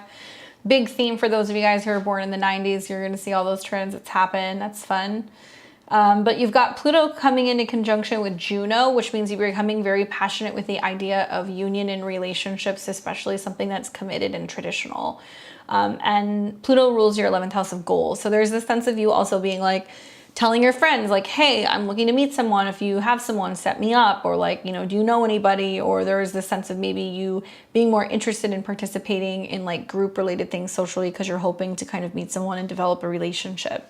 Relationships are an interesting topic for you, Tim, because you have so many planets in Capricorn in your first house, and it's making all of this opposition to your moon in the 7th house. And so 7th house moon people, They have lots of change in relationships, or their moods change a lot in terms of how they relate to other people. Because the moon is the planet that moves the fastest. So whenever I see the moon in the 7th house, I kind of chuckle. I'm like, okay, there can be the sense of like relationship to relationship to relationship. On the other hand, you have so much opposition that it can say that there is this sense of relationship longing and being like there's so much focus on yourself with that stellium of Capricorn in your first, especially these last few years. It's probably felt like relationships are a little bit out of reach because Saturn went through Capricorn for several years and it opposed your moon. Okay, so next thing, Pluto is going to come into conjunction with your Mars, which rules your 4th house of home and family. Which means you're going to get really passionate about being like, I want to build a home. I want to have a home. I want to have a family. I want my own place. I want to create my own kind of like dynamic. And I really want to be able to feel like I can have a home or a family or something that I create, because Aries or Mars is literally about what you kind of spearhead and do on your own. Capricorn, Mars is exalted. So it means that it's even stronger than Mars in Aries. It's like so focused on a goal that it doesn't want to stop. So as Pluto comes into conjunction with Mars, you're like, that's what I want. I want to get married, want to buy a house. I want to develop land. Like, you know, I want to have my family business. Like there's this plan that's like brewing in your mind, right? Like this master plan. And Saturn's in conjunction to Venus at a 19, which means like you're definitely looking for a significant partner. Saturn's now leaving that conjunction, and it's going to take a really strong transit to your natal moon that's going to make a relationship land. So right now, as Mercury is going through this retrograde period through all of your planets in your first house, I would be reflecting on, you know, what are you changing and transforming about your beliefs, right? Mercury rules your 9th house of beliefs in foreign travel and education and your philosophy on the world. It also rules your 6th house when it comes to work. So I'm wondering, are you like, do I need to get new training? Do I want to get a certification? Am I looking at moving somewhere else? Do I want to get a job somewhere else? You know, what am I learning or reading up on when it comes to work in general?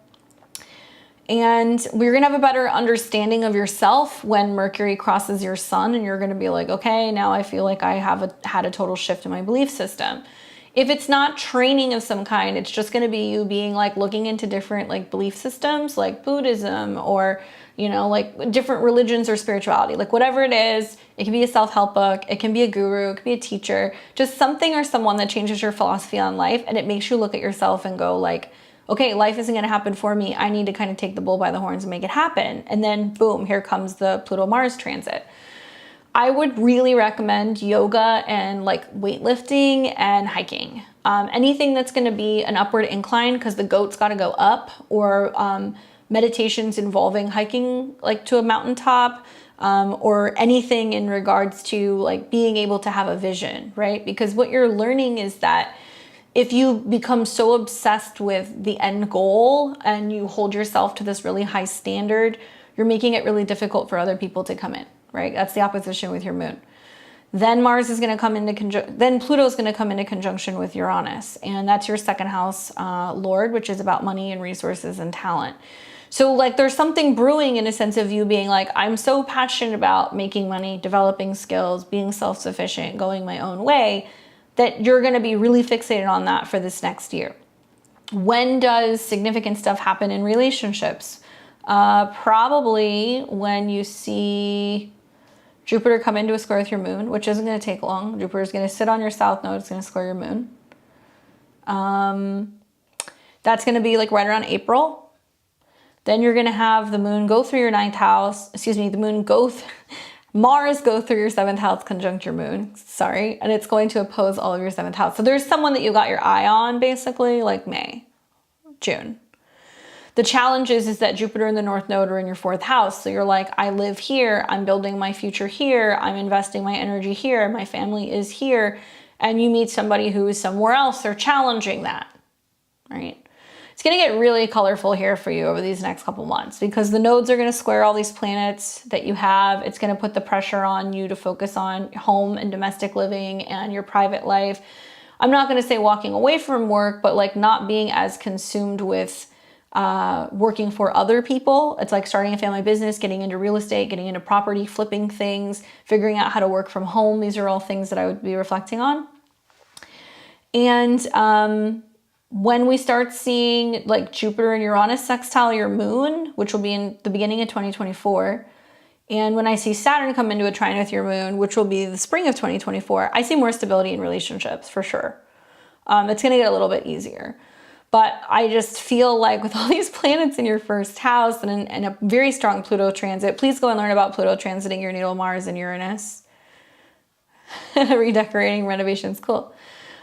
Do that. Like in my mind, I'm like seeing like the Notebook where you're like working on the house like crazy, you know? But like something about your vision and your plan of like creating your home and all of this stuff, and then boom, somebody kind of shows up. The Saturn Jupiter stuff that's happening to your moon though is going to make it more so likely that if there is a back and forth, you are integrating more domestic, you know, relationships and kind of commitment more so the beginning of 2024. Saturn's going to leave your second house. I mean, so really, financial stuff in theory, whole sign wise, gets easier. Saturn's still going to hang out there, Placidus, until 2024. So it's like your feelings about money and resources change. And then as we see Pluto coming into conjunction with Uranus, there's opportunity to make a substantial amount of money through crowdfunding, investments, cryptocurrencies.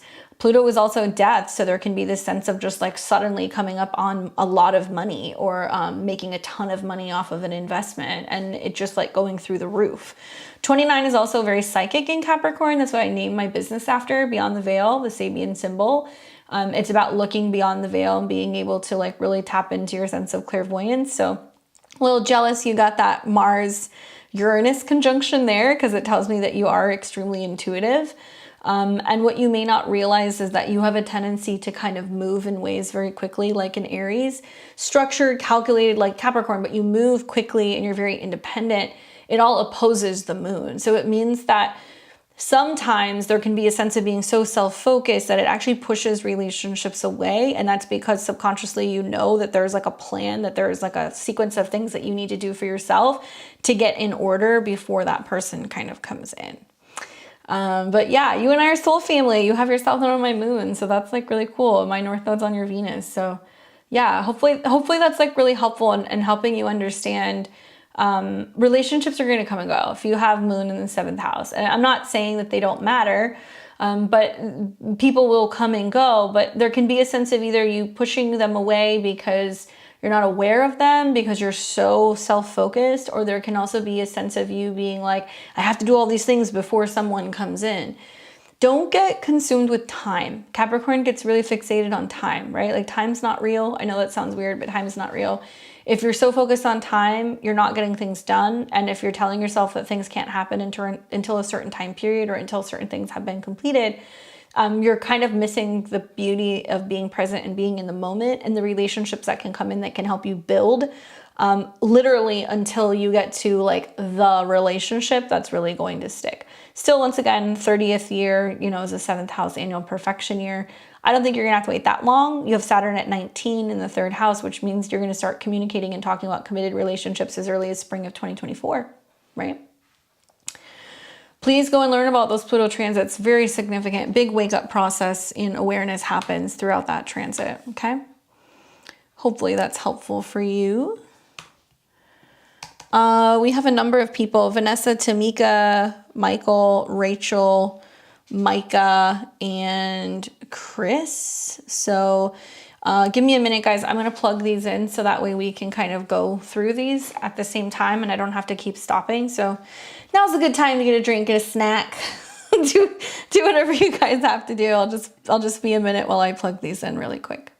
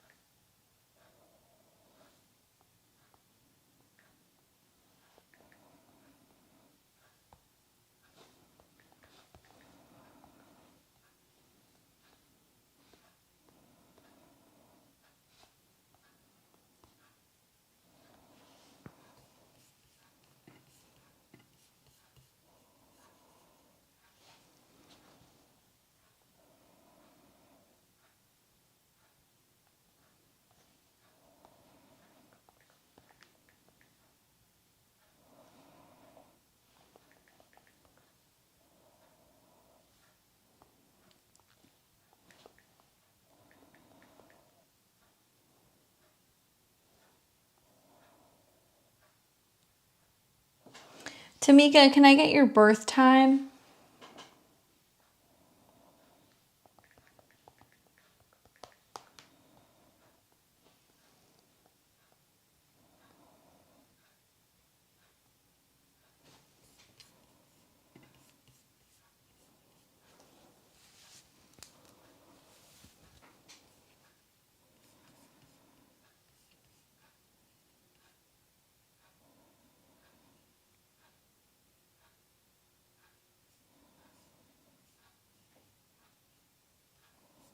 Tamika, are you there? Let me know. Save this.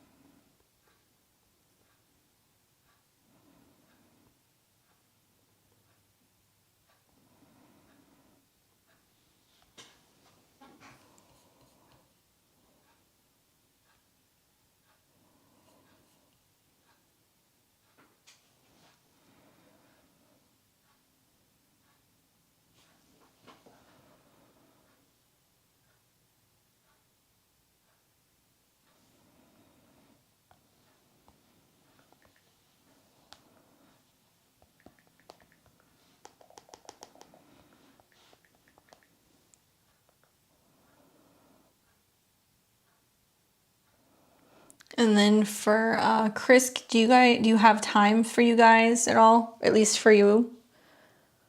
12, 25, 83.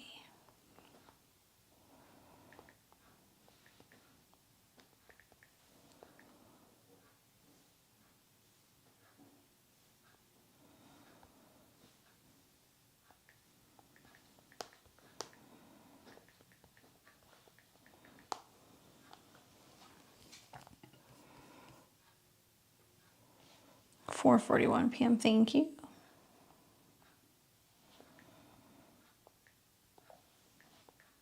It's okay, no worries.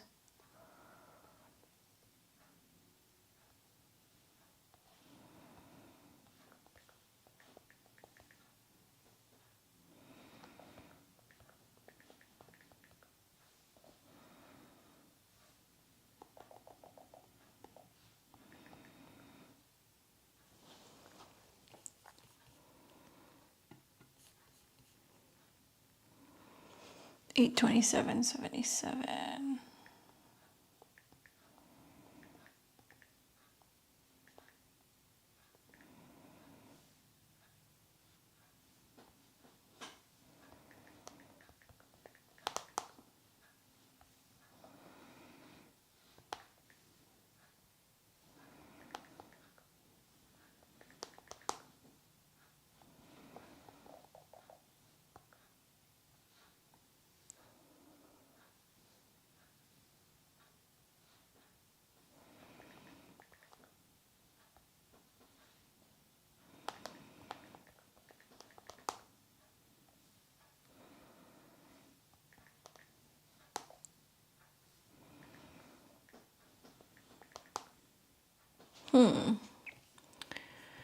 is that not coming up?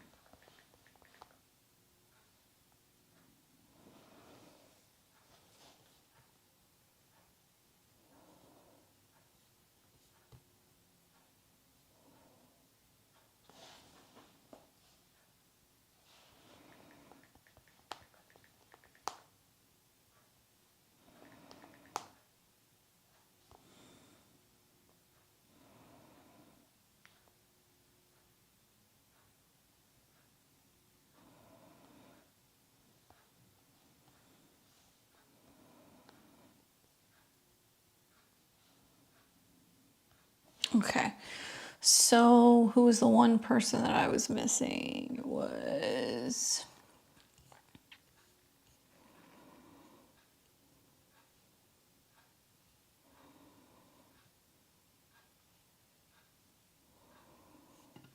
Tamika.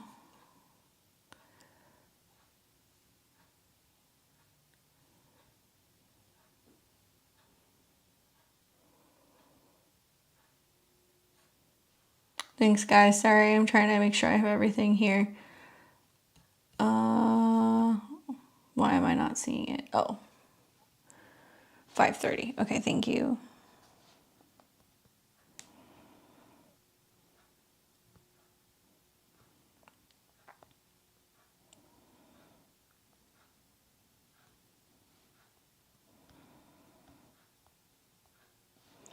Happy birthday, Tamika, or solar return. I hope it's a good one.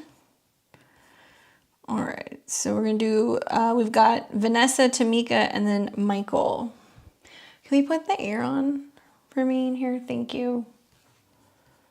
All right, so, for Vanessa,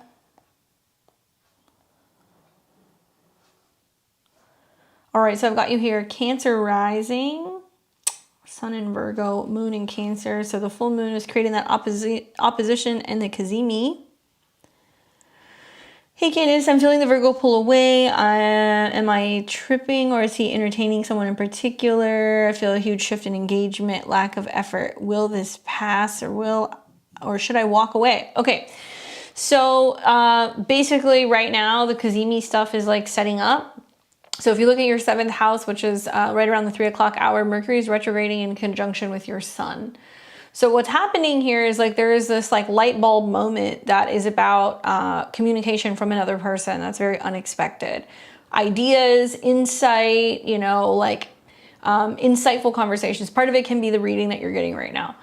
So Mercury has connections in your 7th house to your partners, and it also has connections to Virgo as well as Gemini. So Virgo obviously is very much tied to your 3rd and your 4th house. So it's, how is a person feeling? Are they changing direction? Are they changing their mind? Throughout the Mercury retrograde, there can be a sense of doing a little bit of a do-si-do with another person. Other people, believe it or not, would be the 11th house. So that's your partners, playmates, or others.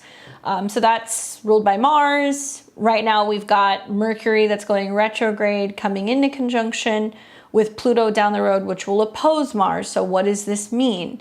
Basically, if he is changing directions now, today and tomorrow is not the day to start anything, to start any problems. Don't confront him or anything like that. Just wait, see how it goes with the communication. Mercury is in opposition to your moon, so you're feeling like somebody's not communicating very well, or they're holding back. Then we're gonna have the sun come into an opposition with Mars, which can definitely be a little bit more of an aggravating day. So make a note of January 14th. This will be furthered because there's going to be a T-square from the moon. So likely you're going to be like, I want to see you, let's get together. And you have to see how he behaves right around the 14th, 15th of January. Then the sun's going to come into conjunction with Pluto, which can represent an ending of a relationship, or a, hey, this isn't working out, or like, hey, I don't like this. There's going to be some intense kind of like conversation or back and forth, because it's also going to be happening in opposition to Mars. Then you're going to have the sun come into conjunction with Pluto. So if there's something going down or there's something ending, 17th, 18th, 19th of January is when this would be anticipated. Then you have a new moon on your south node, which is about letting go, okay, in all ways, shapes, and forms. One thing I will say is that all while this is happening, Mercury is still going retrograde, and then it's going to go direct. So there's still not like gaining insight into the situation, and potentially there can be lots of room for conflict and going back and forth with this person February 6th until Mercury comes into conjunction with Pluto on the 9th. So it does tell me that tension is there. There is a sense of this person not being completely open or forthcoming about what they're thinking or what it is that they have to say. They could also be telling you, Capricorn, I'm working a lot. I've got a lot going on right now. Like, I'm really busy. Not that they're blowing you off, but they definitely are busy, or they're traveling, or there's a lot of going back and forth. Very aggravating in your chart because it's all opposing your moon and your Mars, which makes you really sensitive and reactionary. And it's also going to square Pluto in your 5th. So it's also about matters of the heart and emotions and feelings. And you're kind of like, I'm trying to see you. I'm trying to make plans with you. Like, what's the deal? What's going on? So this doesn't really ease up until February. But ends of relationships are very much connected to the 6th house or the 6th house Lord, Mars. So the reason why I'm bringing up all these aspects to Mars is because it literally can be like one little if of a situation and then the whole thing kind of blows. Just briefly looking at that person's info, 83073.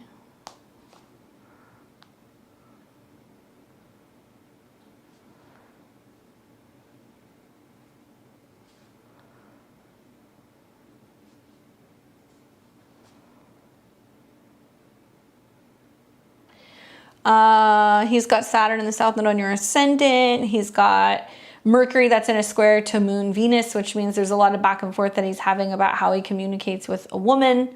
And Saturn is going to be coming into Pisces next year, and it's going to oppose his Sun and his Mercury. So likely it's going to be like, well, you live here, I live there, right? Or this is the way that I like to live, or this is how I like to keep my place, and that's how you keep your place. It's going to be a little hard to wrangle, honestly. Especially because as a Virgo, Sun is connected to the 12th house, which is about the self-undoing. So what you may notice is that in this next year, there's a push to be like, I want commitment, I want commitment. And he's like making excuses and reasons as to like why he can't. It's also all going to come into a T-square with Neptune. So does he live on the other side of town? Is he in another area? Is there a sense of it being like, it's a process to go back and forth and get to each other? Has there been anything like that that's kind of come up? And because he's moon, Uranus, Venus, there's a sense of like things kind of going back and forth or being on and off with women, or there's a sense of like emotional kind of volatility that kind of takes place.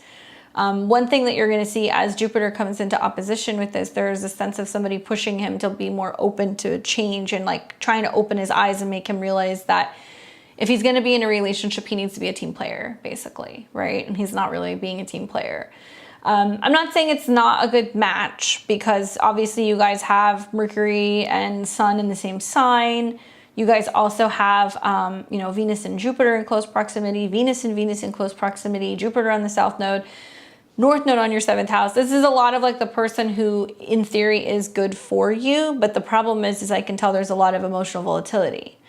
Yeah, but that's not the point. Even if you're willing to go to him, you're going to hear him say things, but I'm in another part of town, or I'm not going to be home yet, or, you know, I'm not going to get home until like later. Like you're going to start hearing excuses and things like that, specifically relating to when he's home or where he's living. I don't really get the impression that there's like other people necessarily, but I would say that as Jupiter is coming into conjunction with Mars in the spring, it's like that can open the door then. Yeah, that can definitely open the door, but that won't be until like May, June, July. I don't really see this being a thing right now. But still, Pluto is sinister, okay? I have to be honest with you. It's sinister, and Pluto is the definitive death and rebirth. So as Mercury is going retrograde and it comes into conjunction with Pluto at the end of the month, there is going to be this sense of being like, okay, the truth comes out as to like what his problem really is or what's going on. Just from an astrologer's perspective, because I speak to, you know, so many people a week, I've seen a lot of Cancer risings throughout this retrograde already, and even in the shadow. a lot of these transits have materialized as Cancer risings becoming aware that their partner is not communicating very well, or they're not telling you like what's going on, or like what's up, or what they're really thinking about, or they're kind of changing gears when it comes to their communication style. So I don't really feel like it has anything to do with other people. I think it has more to do with the fact that the retrograde in your 7th house could literally be somebody being like, I don't like the fact that you're asking so many questions, or that you're pushing it, so I'm not going to be as responsive, because it's in opposition to your moon and to your Mars. So it's kind of like him also realizing he can get an emotional reaction out of you. And because he can get an emotional reaction out of you, it makes him feel wanted, 7th house. So I would say, like, you have to be really careful with playing those games personally. And it doesn't matter who it is. And I'm very serious about this, because Saturn is going to station retrograde in opposition to his sun at a 7 degree. He is very, very unlikely to be one to commit next year. And it's going to be him, because he hides, he's not available, he disappears. Like, this is on him. It has nothing to do with you. I'm not trying to burst your bubble, but this is definitely something that you're going to see that's going to go on next year. It's important for you to watch what's happening March through June. That's when this behavior is going to start acting, kind of coming up. And it's going to be where he's avoiding really showing up more seriously in relationships, or that he's not comfortable with posting or sharing or publicly being in a relationship, which is going to cause some strife, and it's going to cause some issues. Once again, it has nothing to do with you. It has more to do with some of the transits that he's going through. And finally, Pluto's coming out of a square with your Pluto and your natal Mars. So like, you're overplaying the back and forth game. Like, you don't want to be like having to feel like you're chasing somebody and trying to get somebody to be honest and forthcoming, and trying to get somebody to commit. And you have really good transits that are coming, but the Jupiter trines, all the stuff that's going to start happening to your 7th house, is trying to get you to kind of interact with and socialize and meet new people, new friends, around new circles. So if you're feeling like you're around him and he's still not committing publicly, you're going to be like, I'm on to spending time with other people. But look to those dates. So end of January, beginning of February. Personally, I would say this to any Cancer rising. I've said this to all the Cancer risings. If something's a problem, you need to be aware of it right now, because Pluto's going to square the nodes in several months' time. It's going to force you to make a really significant change in regards to a relationship. So if something is unveiled or needs to be unveiled about the truth in terms of his character or his actual relationship, kind of dynamics with other people, it's going to come out, hands down. And be careful for the dates that I gave you. If you want to track the moon, it's going to be whenever the moon is in like the later degrees of the cardinal signs, especially like Aries or Libra or Capricorn. And it's also going to be when Mercury is coming back into the opposition. It'll be in the later degrees of Capricorn, end of January, beginning of February. It looks like there's like a little bit of conflict brewing, to be honest with you. And it's hard for that not to happen, because it's opposing your moon and your Mars. But I'm not really seeing it so much about being about someone else. It's more about him feeling like he wants his privacy, and he's not really feeling like he wants to be pushed into having to do something. And also he knows, because the 7th house is reflecting on your 1st, he knows that you're getting riled up and you're getting emotional. And that may be another thing that makes him go, okay, I'm taking a step back, I think it's important while the Mercury transits are happening, because they're trining Uranus, that you're like, I want to know, like, if you are going out and doing things, can I come with you, or can I meet your friends, or like what can we do so we can be kind of coming together as a group? Like, how can we spend more time together? Open the door that way, and use the trines to your 11th house to your advantage to try to open it up to communication. And then what you'll realize is where he's at, where his head is at, and why there is some hesitancy to being in a much more public relationship, or bringing you around socially and feeling like other people know that you guys are in a committed relationship. Yeah. But for a lot of Cancer risings, this Mercury retrograde is going to unveil the truth about another individual who you're in a relationship with, or who's a client or a business partner, right? But I'd be very careful about how you bring that up. Try to make it more so be about seeing each other and socializing than why he is or isn't doing things. Hopefully that's helpful. That's a difficult one. I've had Cancer risings all week. We've got Tamika.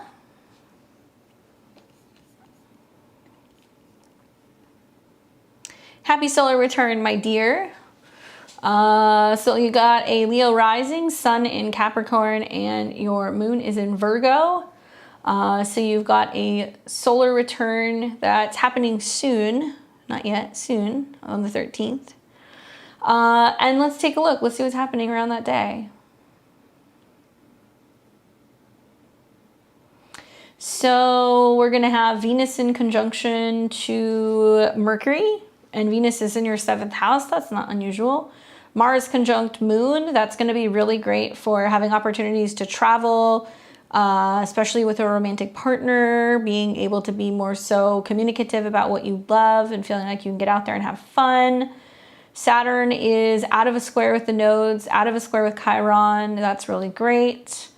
And then you're also going to be having, finally, you know, the Sun-Pluto conjunction is going to hang around for maybe like another year or so. It's gonna, I mean, it's getting easier with each birthday. I'm curious about like the Mercury retrograde happening in the midst of, you know, your birthday time, because Mercury is technically right behind your sun. So there is a sense of reflecting on, how am I working? How is my health? How am I spending my time? Am I being productive? Do I make dietary changes? Do I go to the gym? Do I change jobs? These are all things that you're possibly going to be reflecting on for the year ahead, because it's taking place during the time of your birthday. I also like the fact that while the Mercury retrograde is taking place, it is forming trines to your 10th house. So that's why it's about responsibility, you know, commitment, hitting goals, timelines, and expansion in terms of feeling like you're in control, especially when it comes to your professional life, or feeling like you're handling your money or your resources.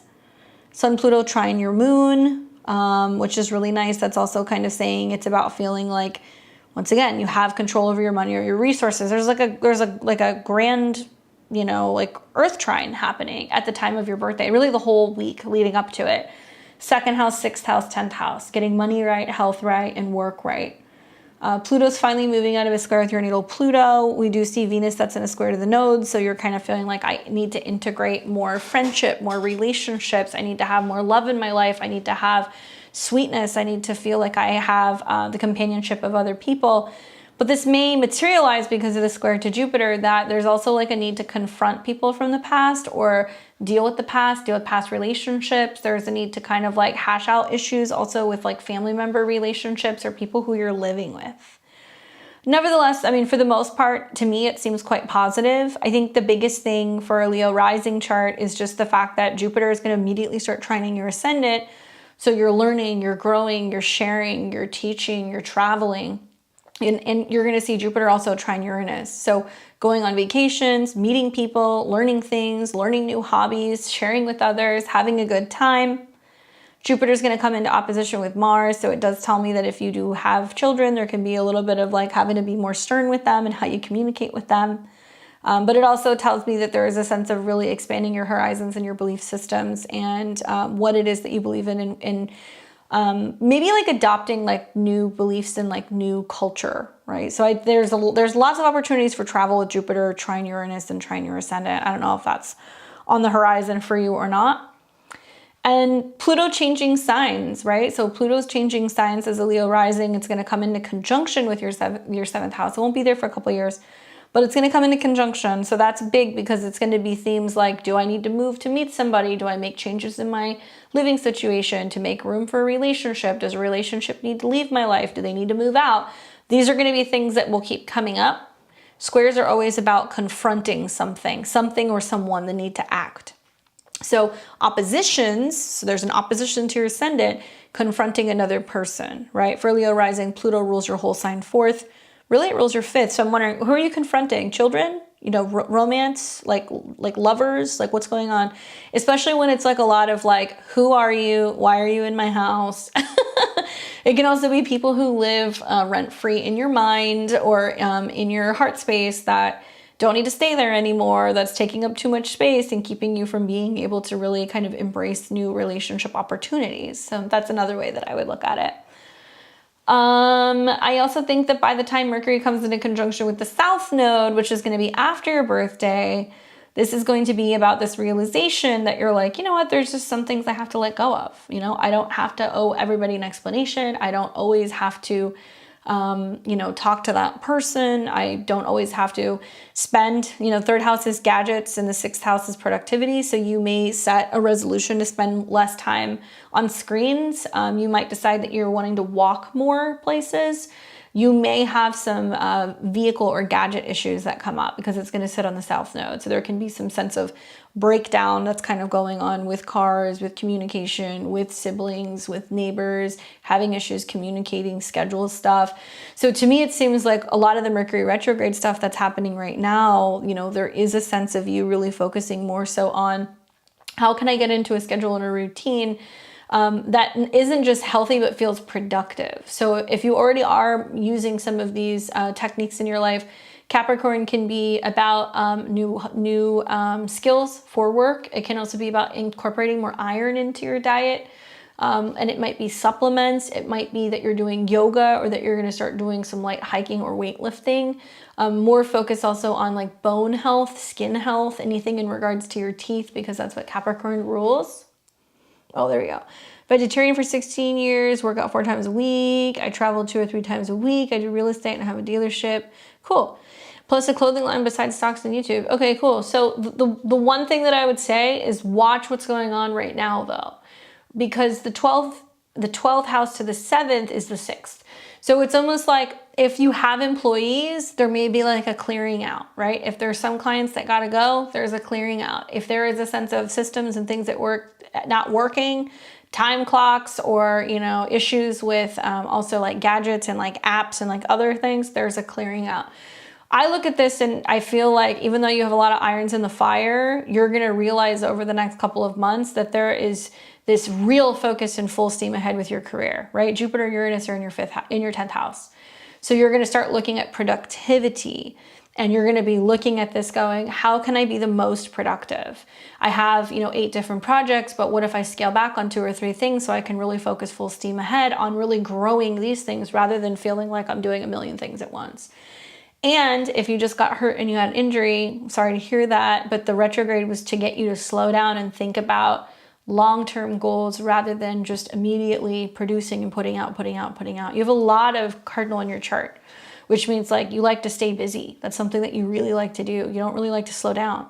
So injuries, you know, health-related issues, these things show up because, you know, pain, weight, emotions, these things ground us. And so it's doing that to try to get you to think about, yes, you're going through the motions of being healthy, but are you working in a healthy manner? Right? What can you be integrating more? And if you've had issues with bones recently, even though you're vegetarian, I would be like, okay, like, can you do like bone broths? Is there a way to bring in like more minerals and other things that you're not getting from animal products to kind of supplement and really be focusing on bone health and like bone density stuff? So that way you feel like you're strong.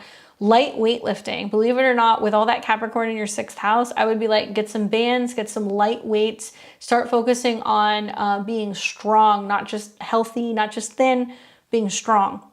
South Node conjunct the Sun means that you have a tendency to have accidents or have injuries that can literally affect your knees or your joints.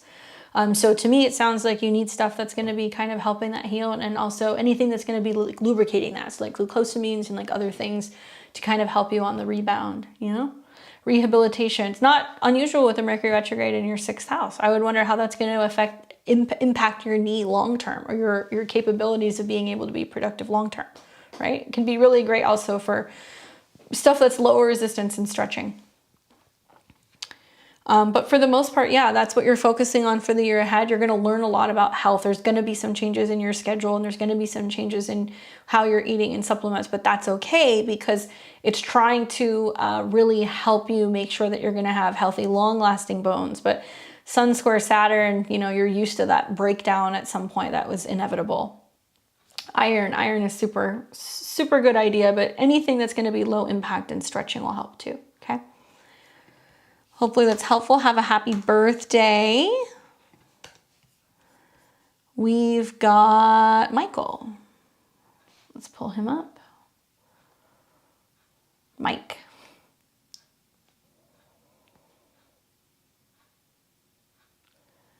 And that was 10/14/1990. Wharton, Texas. Bought a new camper for myself. Bought a new camper for myself for my job. Things look good the next couple of months. Been sick this past week and physically down the past weeks, but it's allowed me to reflect on my growth in 2022. It was healing and expansive year that pushed me out of my comfort zone for sure. Any thoughts on my chart are welcome. All right, thank you. Mercury retrograde over the ascendant, the sun, Mercury Kazemi, which is taking place like now-ish. It'll be into the evening.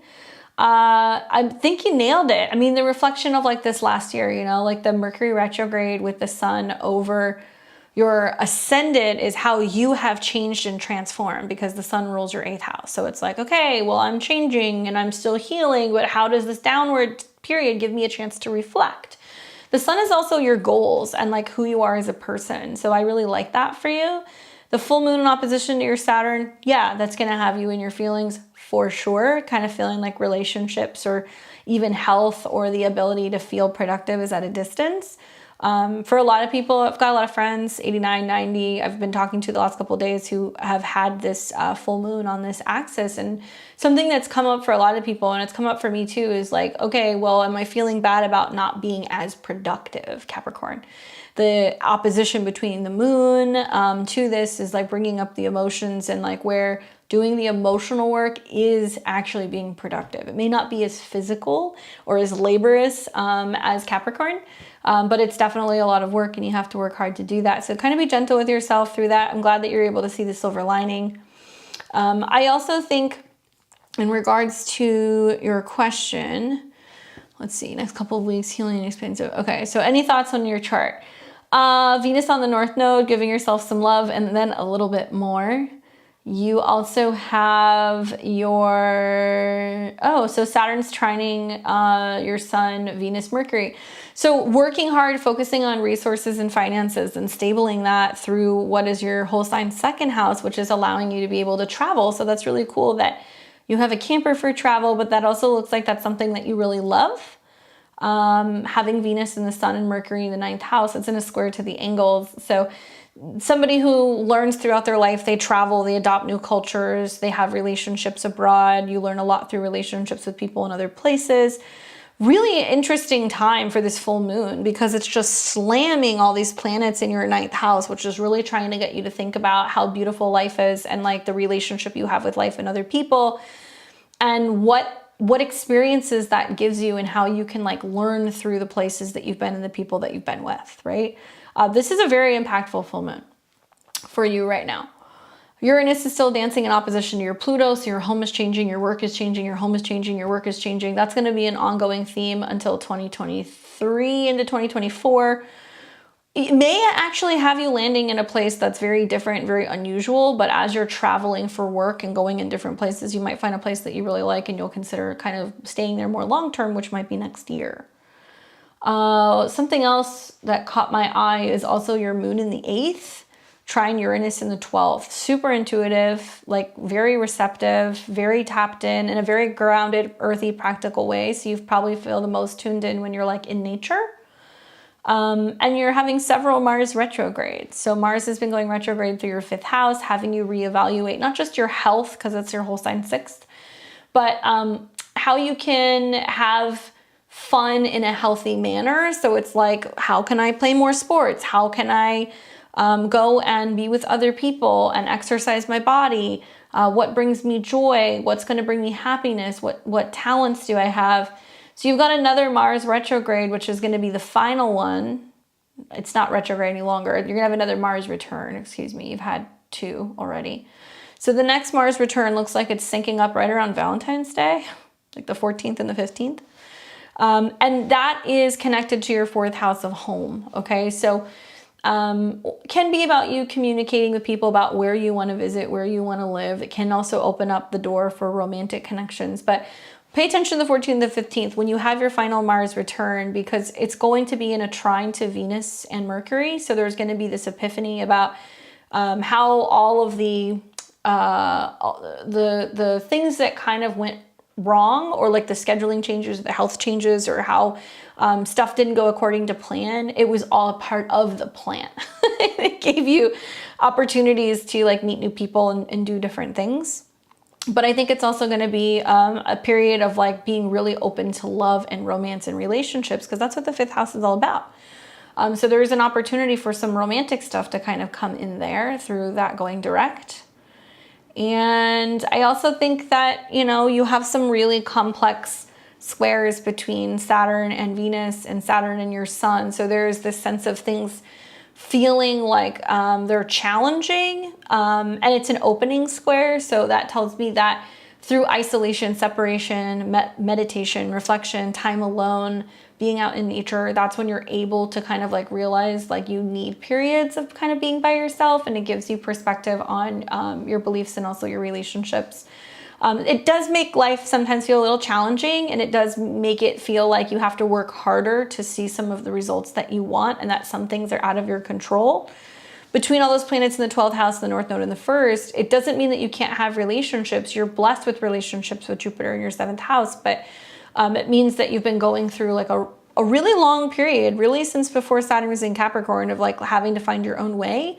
And now that you're becoming more self-sufficient on your own, now we're going to start seeing Saturn coming into an opposition with your moon. So this is now about mental health stuff. This is now more about financial stuff, what money you're spending versus what you're saving when it comes to your home base, and possibly connecting with somebody at a distance who lives somewhere else, and they may be living and working somewhere else. So there can be a little bit of a back and forth that you have with them. Because the moon is the ruler of your 7th house, and I would study transit Saturn in opposition to your moon.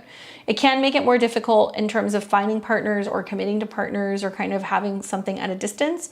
But in the midst of that, Saturn's going to sextile all of your Aquarius placements, all of your Capricorn placements. So you're going to be able to be super tuned in and be meditating and reflecting and feel connected. So that way you feel like you have guidance as you go through these periods of feeling like you have separation from potential romantic relationships. But holy smokes, Batman, with that T-square that you have between Capricorn and Libra, there is a sense of just a lot of traveling and relationship lessons in this lifetime. One other big thing right now is Pluto is also in opposition to your Chiron. So you're personally changing, transforming, and healing, so that way you can come into connections with other people who have done the same thing. Definitely that's going to get really highlighted over these next few months. So just be mindful of that as the nodes change. And yeah, I'm excited to see what happens for you, because you're coming into your nodal square. This is when the transit north and south nodes square your natal nodes. That'll be happening for you in March. Trust me, you will feel it, because you will likely look around and go, what the hell is going on? I don't know how to go from point A to point B. Like, I need some assistance, and you're going to kind of feel like you're in no man's land a little bit. So your homework is learn about having transit Pluto oppose Chiron and transit Saturn oppose your moon. And I would also go and learn about Uranus in opposition to your natal Pluto. Lots of oppositions, which is saying you need to learn how to do different things, right? And that it's interesting that that happened simultaneously while you had your transit nodes. So it's meant to kind of get you out of one area of your life and into the other. Lots of oppositions in this next year. Jupiter is going to be in Libra, Jupiter is going to be in Aries in opposition to Libra. You know, Uranus is going to be in Taurus in opposition to your Pluto. All of your planets are on the northern horizon in your chart. And so many heavy hitting planets are actually going to be going through the southern part of your chart, which means it's now about you personally, your private life, your home life, how that's all developing. So it's okay for you to be shifting in becoming more internal and thinking about the life that you're creating with other people or by yourself, basically.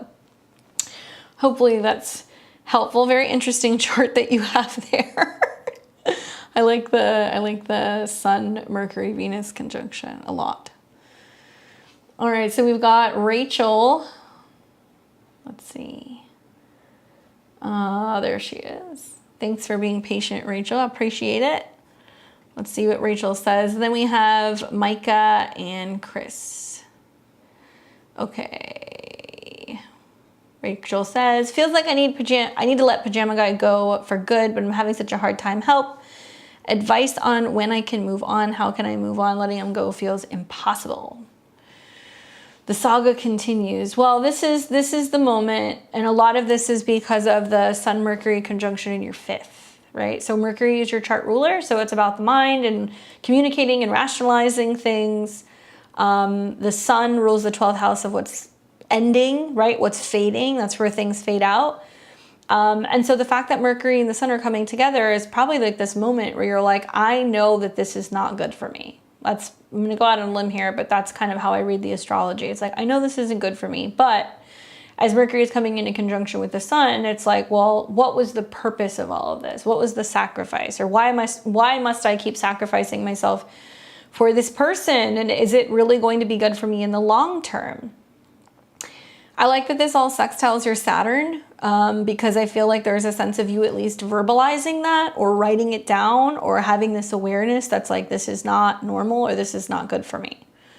I also like the fact that it's trining your Sun, which is you realizing like, okay, I learned the lesson. Like it almost seems as if when you become aware of what the lesson is, then you're going to kind of go, okay, cool, I don't have to keep going through it. So don't underestimate that trine that's taking place to your Sun.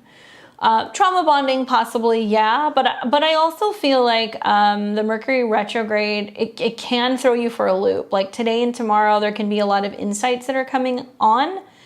I wonder when Mercury retrogrades and it conjuncts Jupiter, if there's going to be a sense of him coming back around the 10th, because that can be somebody returning from the past to talk to you after they've been gone for a period of time.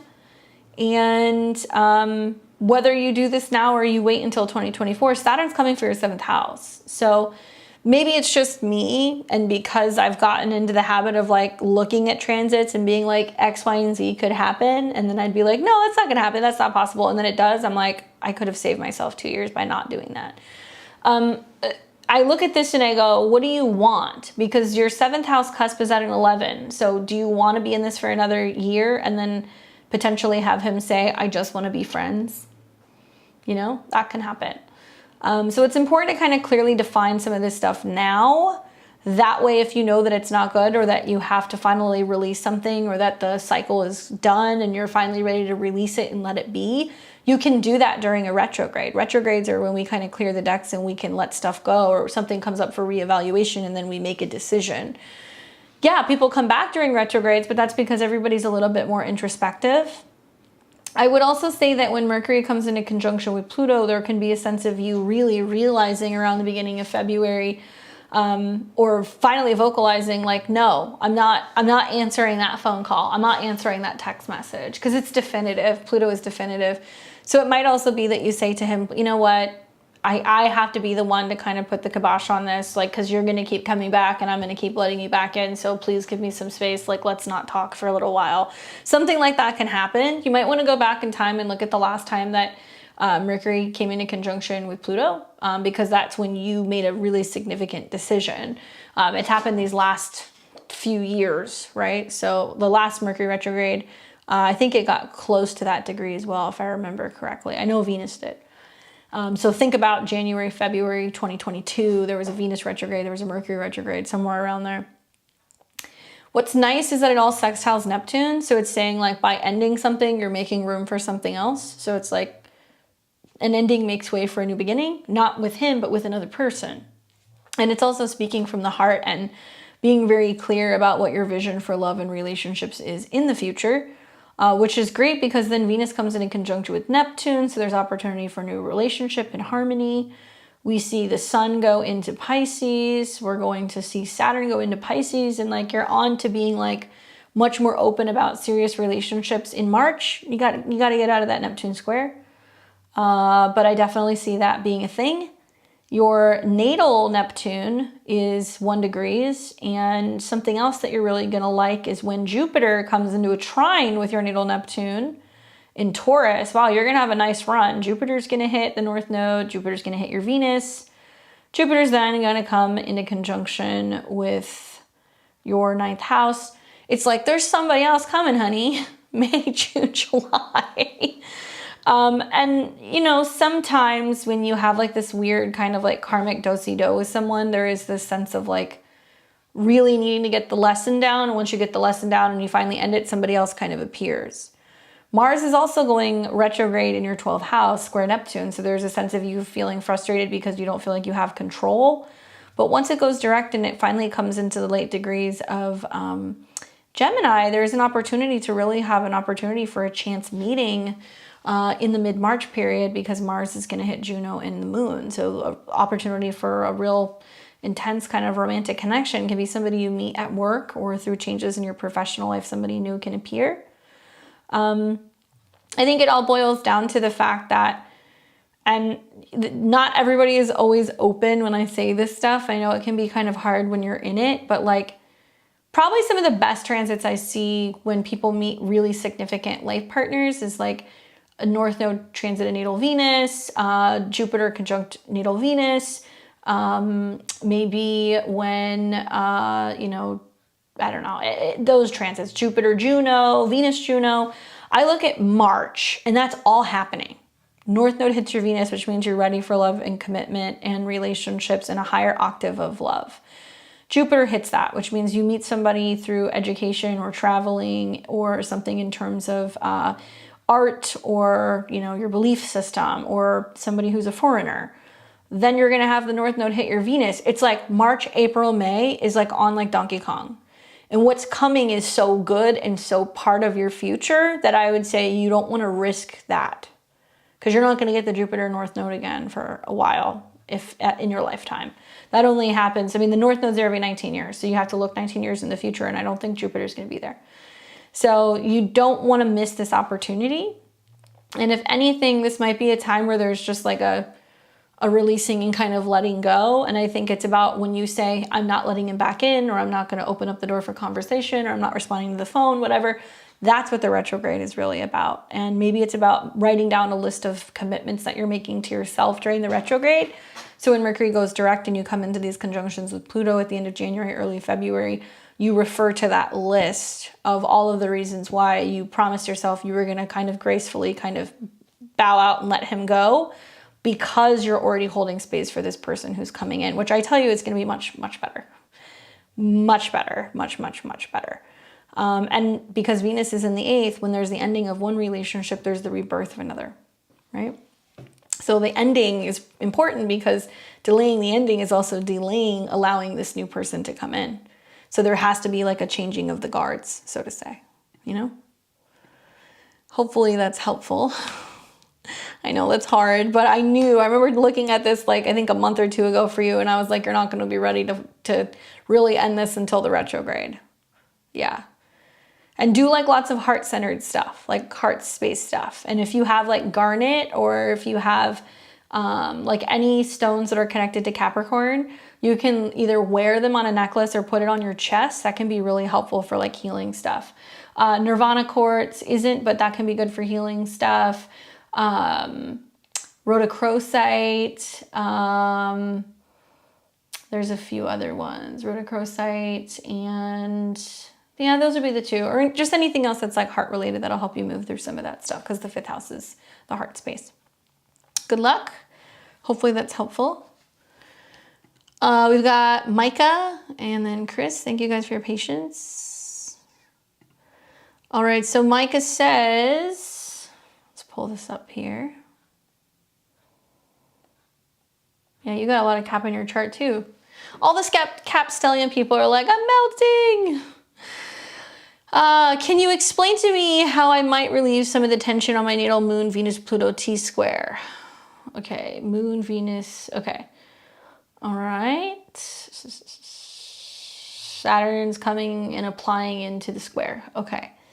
Saturn's going to hit your Venus again, and mostly just been asking if I'm going to commit to self-employment, put one area of work out of the 3, or work for someone else. I won't say my life is a mess, but everything feels very vague. That's the retrograde in your sign and in your 12th house, because you're looking for spirit direction, and also you need rest and recuperation to be able to make a decision, because you're feeling overwhelmed and it's not really the time to launch something. I'm not sure how or where to move. I've been pretty aggressively rerouted to working on my business by the universe the last few months, and that's fine. I'm really feeling the pressure to commit to one area of work instead of multitasking, creating multiple business. Okay, cool. So she's asking about the T-square that's in her chart. So she's got Venus in Aquarius in her 1st, and she's got Moon in Taurus in the 4th. And these are fixed, okay? And Venus is the focus of the T-square because she's got Pluto opposed the Moon. So there's themes in her life of difficult changes and transformations at work, Pluto in the 10th, versus home and security or family, moon in the 4th, all square Venus in the 1st house, which is what she loves, what she's passionate about, what she goes after. And when she goes after these things in a very unique and different way, it creates career changes and also therefore home changes. So Saturn coming into that final conjunction with Venus, it's not just the Saturn-Venus conjunction. It's the fact that it's squaring Pluto. So it's opening up to Pluto saying, are you going to focus on what you love and you're passionate about so much that you're willing to change and transform your resources and also the way that you move through life? What's really going to be challenging is the fact that Saturn's going to come into a square with the moon, which is telling me it's going to bring up issues in regards to relationships, relating to the mother figure, relating to roommates, having issues with home and like living dynamics. I do think it's temporary though. You have an opportunity to make a change in your lifestyle and your living situation. This will be happening more during the Mercury retrograde in Taurus. So like right around April, May, that's another period where you're going to be able to do that. But a T-square says you have to focus on the apex, okay? Regardless of how it affects Pluto or regardless of how it affects the moon. So in your mind, you're like, I got to make money. I got to work. You know, the square to Pluto is, I got to change my career. The square to the moon is, but I got to live. Yes, these things are important. We live in the 3rd dimension. But the fact that it's coming into conjunction with Venus and Mars is, if you're super passionate about something, what are you committing to seriously and consistently? And you're saying, this is what I'm going to learn. It's in your 1st house, so it's about what action you take, but it's in your 2nd house, what time you invest, how much money you spend on what you're learning, what you're spending in terms of developing these skills, so on and so forth. Personally, when you have a T-square, it also means that something's got to give. So you have to be either willing to make a sacrifice when it comes to your home life, or you need to make a sacrifice when it comes to your career life to be able to basically appease and make happy whatever it's going on with Saturn transiting your natal Venus. Technically, Venus rules your 9th, which is about your philosophy on life and travel or education. So I think it's about you being like, okay, I'm going to get serious about, you know, what I believe in, and I'm going to start teaching this thing, or I'm going to invest money, or I'm going to get a certification. And you're realizing that there need to be some financial changes that happen to be able to better facilitate some of these shifts that are going on. For me, and I think maybe I've told you this, or I know I've said this on the channel, but I also have Venus conjunct Saturn natally. It's a tight conjunction. It's not as loose as yours, but it's still there. And when Saturn first hit my Venus is when I basically kind of gave up on astrology. I was like, fuck this, I'm done. I didn't want to do it anymore, at least not on the internet. I didn't want to like do videos, and I was just like, I don't know if this is for me. Like, I got to take a break. And it was really, really sticky when I was in it. But as Saturn was approaching the last and final hit to my Venus and it was getting ready to leave, it was because I took a step back from certain things and I really reevaluated my life and like what I did value and what I did love, that it made me get back into consistently committing permanently to my craft. And that time that I was away, I was still studying and I was like working on it, but I wasn't like forcing myself to feel like I had to do it. So sometimes Saturn Venus is like the commitments that we make for the things that we love. And in your case, the 2nd house is not being able to spend all the money or buy all the things or do all the stuff, and you don't live as comfortably, and you have to, you know, make a cutback in one of your potential jobs or careers to be able to see this through. But the final hit is the commitment and the crystallization. Right? So it might be, okay, I'm finally in starting this business, or I'm committing to this, or, you know, like whatever. Like it's a really difficult transit, but you learn to love it on the other side of it. What I don't think you're going to love is the fact that Saturn is going to immediately square your moon, because it's going to be you going, this is this thing that I'm going to do, and I'm going to do it with the intention of growing a business, but I know the money's not going to show up immediately, so therefore I'm not going to have the most comfortable living situation, so I'm going to have to be willing to give on my comfort of my home. And if you try to go back home to family with Saturn square your moon, mom's going to say, no, you're not coming back here. Or female relatives are going to be like, no, or you're going to deal with some difficult roommates.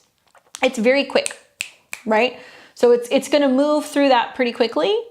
So by the time Saturn and the Sun come out of the square, end of February, you know, things are getting a little bit easier here.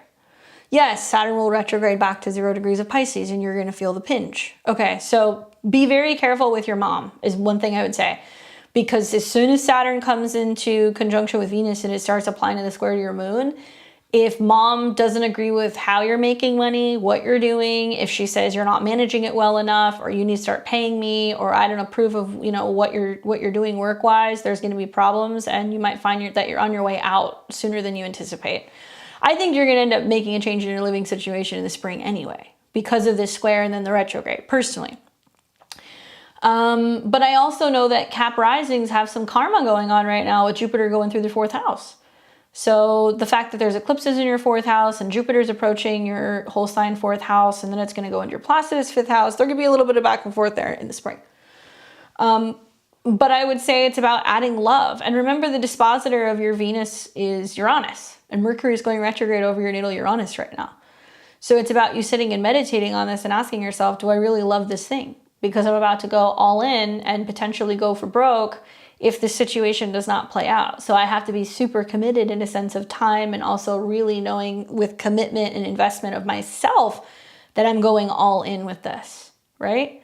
Keep in mind, Uranus is in your 4th house and it's opposing your midheaven. So yeah, you're going to think, oh, there's changes in my home and my family. Sure, but intuition kicks on. You're also going to see, as it opposes your midheaven, your career stuff changes. And you have yet to see both Jupiter, which rules money for you, and Uranus, which is sudden, unexpected change that will make oppositions to your Pluto. I look at this and I'm like, taking the leap of faith now might be something that's so significant and so big in about 2 years' time that it's like, if you're no big risk, no big reward, right? If you're not willing to take the risk, you're not going to get rewarded. But freedom is what comes to mind with Uranus, and Jupiter is about faith, and in your case, finances, freedom to travel, freedom to move around, to learn, to do all these things. So if you want that freedom in a year, then you have to make some sacrifices right now. And I'm saying this to you because I went through the same transits. And then I also went through Saturn through my 2nd house. Looking back now, 10 years ago, it was a really difficult first, year to 24 months for me. But it's probably the smartest thing that I ever did, because that's what literally helped me be able to kind of build my future and have the freedom to be able to do what I'm doing, but there in turn also be able to help other people.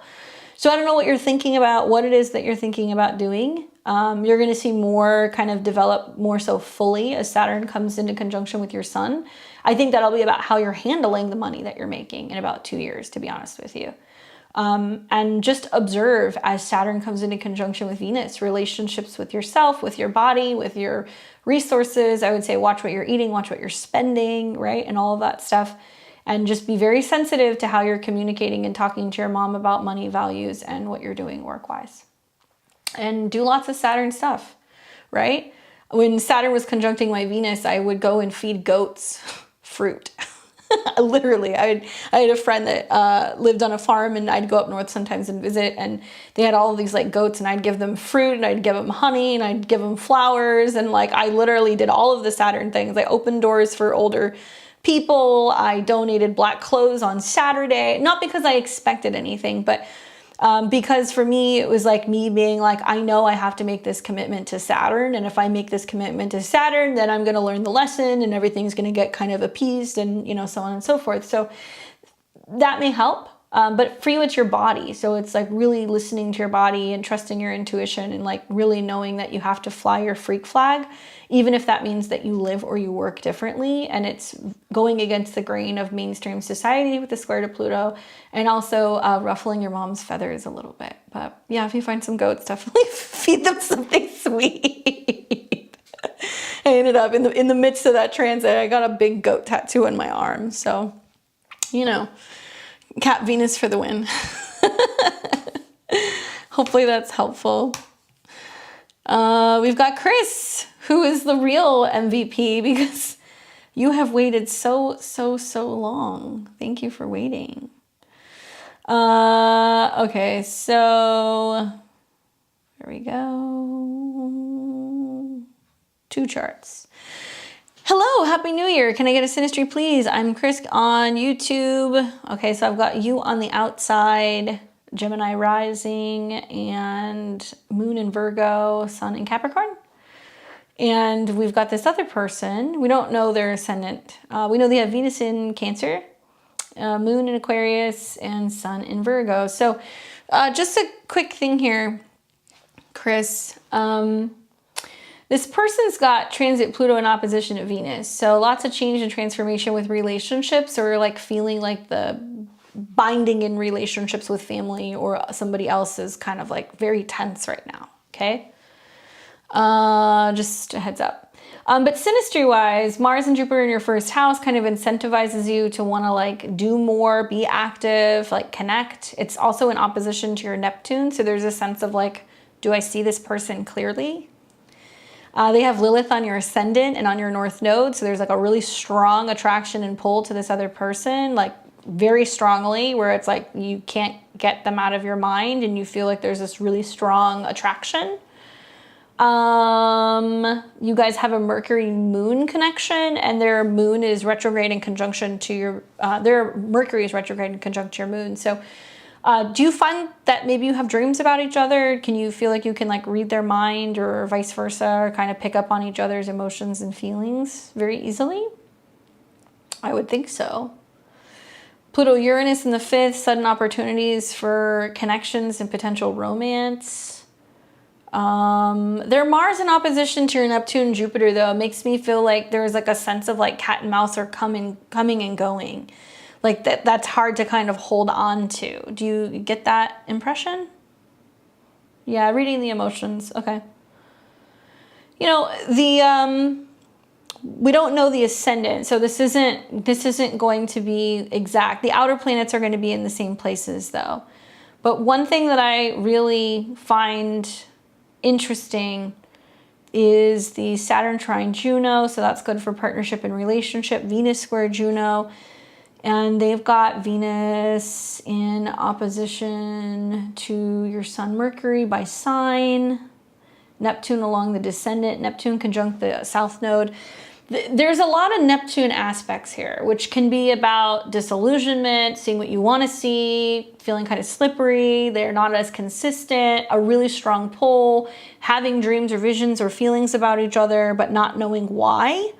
And it's just, there's a lot of stuff going on with Neptune. Neptune South Node, having lost each other or been really strongly soul tied to each other in the past, them coming in and playing a role in dissolving your past, right? Past relationships. So they can also come in at a time where you need to get over someone and you're trying to move forward.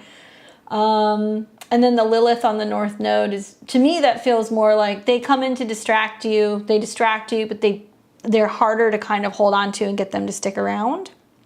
Personally.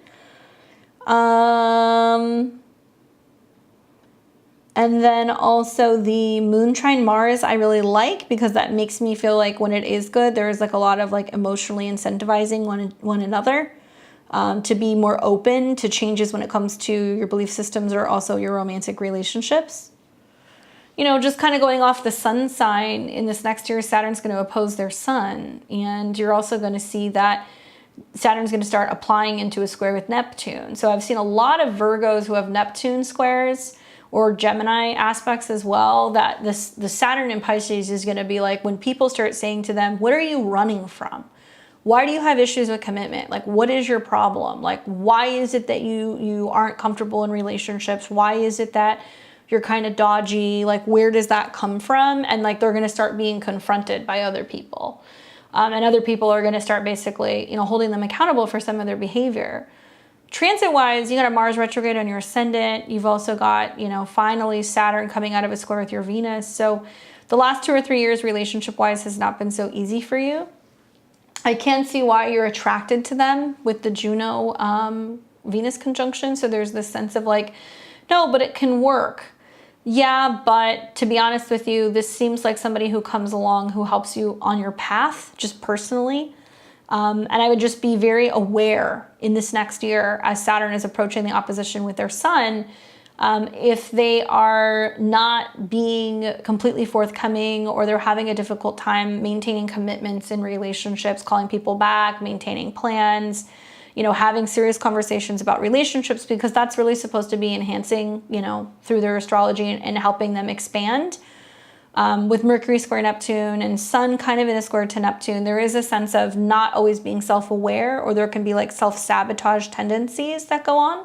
especially with Saturn in 12th house to their sun. So there may be a sense of them being like, I'm a loner, I've always been a loner, and like they don't realize that relationships and opportunity are right in front of them. So there's a really awesome opportunity they're going to have through some of these Saturn and Pisces transits for people to be like, I'm willing to do it. Let's do it right now. And you're going to see what they're made of in relationships and whether or not they're, you know, completely full of shit and just not self-aware, or if they're just making excuses and it's time for them to finally start dealing with those excuses and realizing why there is some fear of like intimacy or commitment, you know?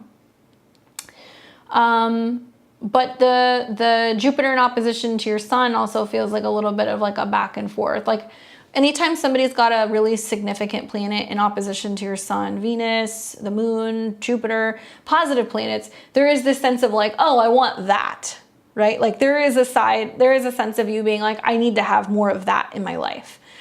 So because their Jupiter is exalted in opposition to your sun, there is this sense of you being like, oh, if I have this person, like everything will be great, like everything will be fixed. You know what I'm saying?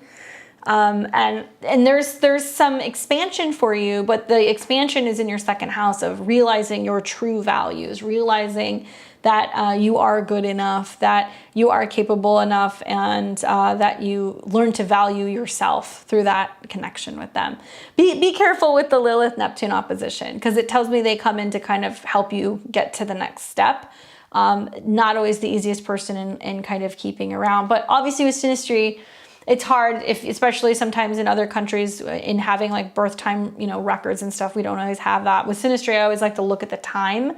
So we're looking at the day, basing it off of the sun on the ascendant. We don't really know if it's if they're a Virgo sun, Virgo rising. But watch what happens when Saturn comes onto your midheaven in this next year. It's going to oppose their sun. So there's like a sense of you being like, I totally want to transform my public image. Are you with me or not? And I think you're going to see somebody who's going to kind of scramble and make some excuses. One other thing also, Chiron in opposition to your Venus, that can also bring up issues revolving around wounding in relationships and whether or not somebody like wants something that's real and tangible, and if it leaves you feeling like there's something wrong or some reason wrong or something you're doing wrong that's hindering you from being able to move forward, right? A strong Jupiter transit is going to bring positive relationship stuff. And right now Mars is retrograde back and forth in opposition to your Jupiter. So this person's going to have a third Mars return, or technically the first, but it's been conjunct. And it's going to come back into 27 degrees and oppose your Jupiter and your Neptune. So if they're not like showing you clarity in mid-March, that would be a sign to just take that as a message to take a step back. Because by then, Mars and Neptune are squaring, and then you're going to see Saturn go 7th house to their sun. So if they start to kind of disappear a little bit, that's going to give you an indication as to whether or not they're like really ready to be more commitment oriented or not, you know? But you got Venus and Saturn on their Juno, so you're like, I'll love you forever, even though you don't know what you want, type of thing. That's a very strong commitment oriented placement. And sometimes in Synastry, you know, it doesn't matter. I've seen a lot of really difficult Synastry charts, but people make it work. But I would say looking at this, there is a sense of you really, really, really needing to ask yourself, are there too many excuses? You know, Saturn is in Aquarius right now. So for Virgos, it's their 6th house. So yeah, scheduling issues, but next year there's no excuse for it, or within this next year. So look at March and April and see what's kind of going on there. You're very welcome. Hopefully that's helpful. It looks like we got everyone. So I'm glad that we were able to do that. Thank you guys. That was a longer one. Hopefully you guys enjoy the rest of your Friday night. Thank you for spending it with me. Make sure you give me a thumbs up and you're subscribed so you get alerts when I have new videos coming out. Don't forget, tomorrow morning, this is why I have to get to bed, we're going to be talking about the astrology of 2023, a live show. So the only lives that I do are when I do these readings. I try to kind of film stuff in advance for you guys. So it's not often that I'm doing live presentations with the chat. So if you guys want to show up, hang out, save the link, show up tomorrow. It's going to be a several hour presentation of all the astrology for the 12 signs of 2023. Please join me. And if you want to be there and be generous and donate, if you want to share with other people so I can keep doing what I'm doing, I would appreciate it. Otherwise, enjoy the rest of your weekend and I will see all of you guys very soon. Take care.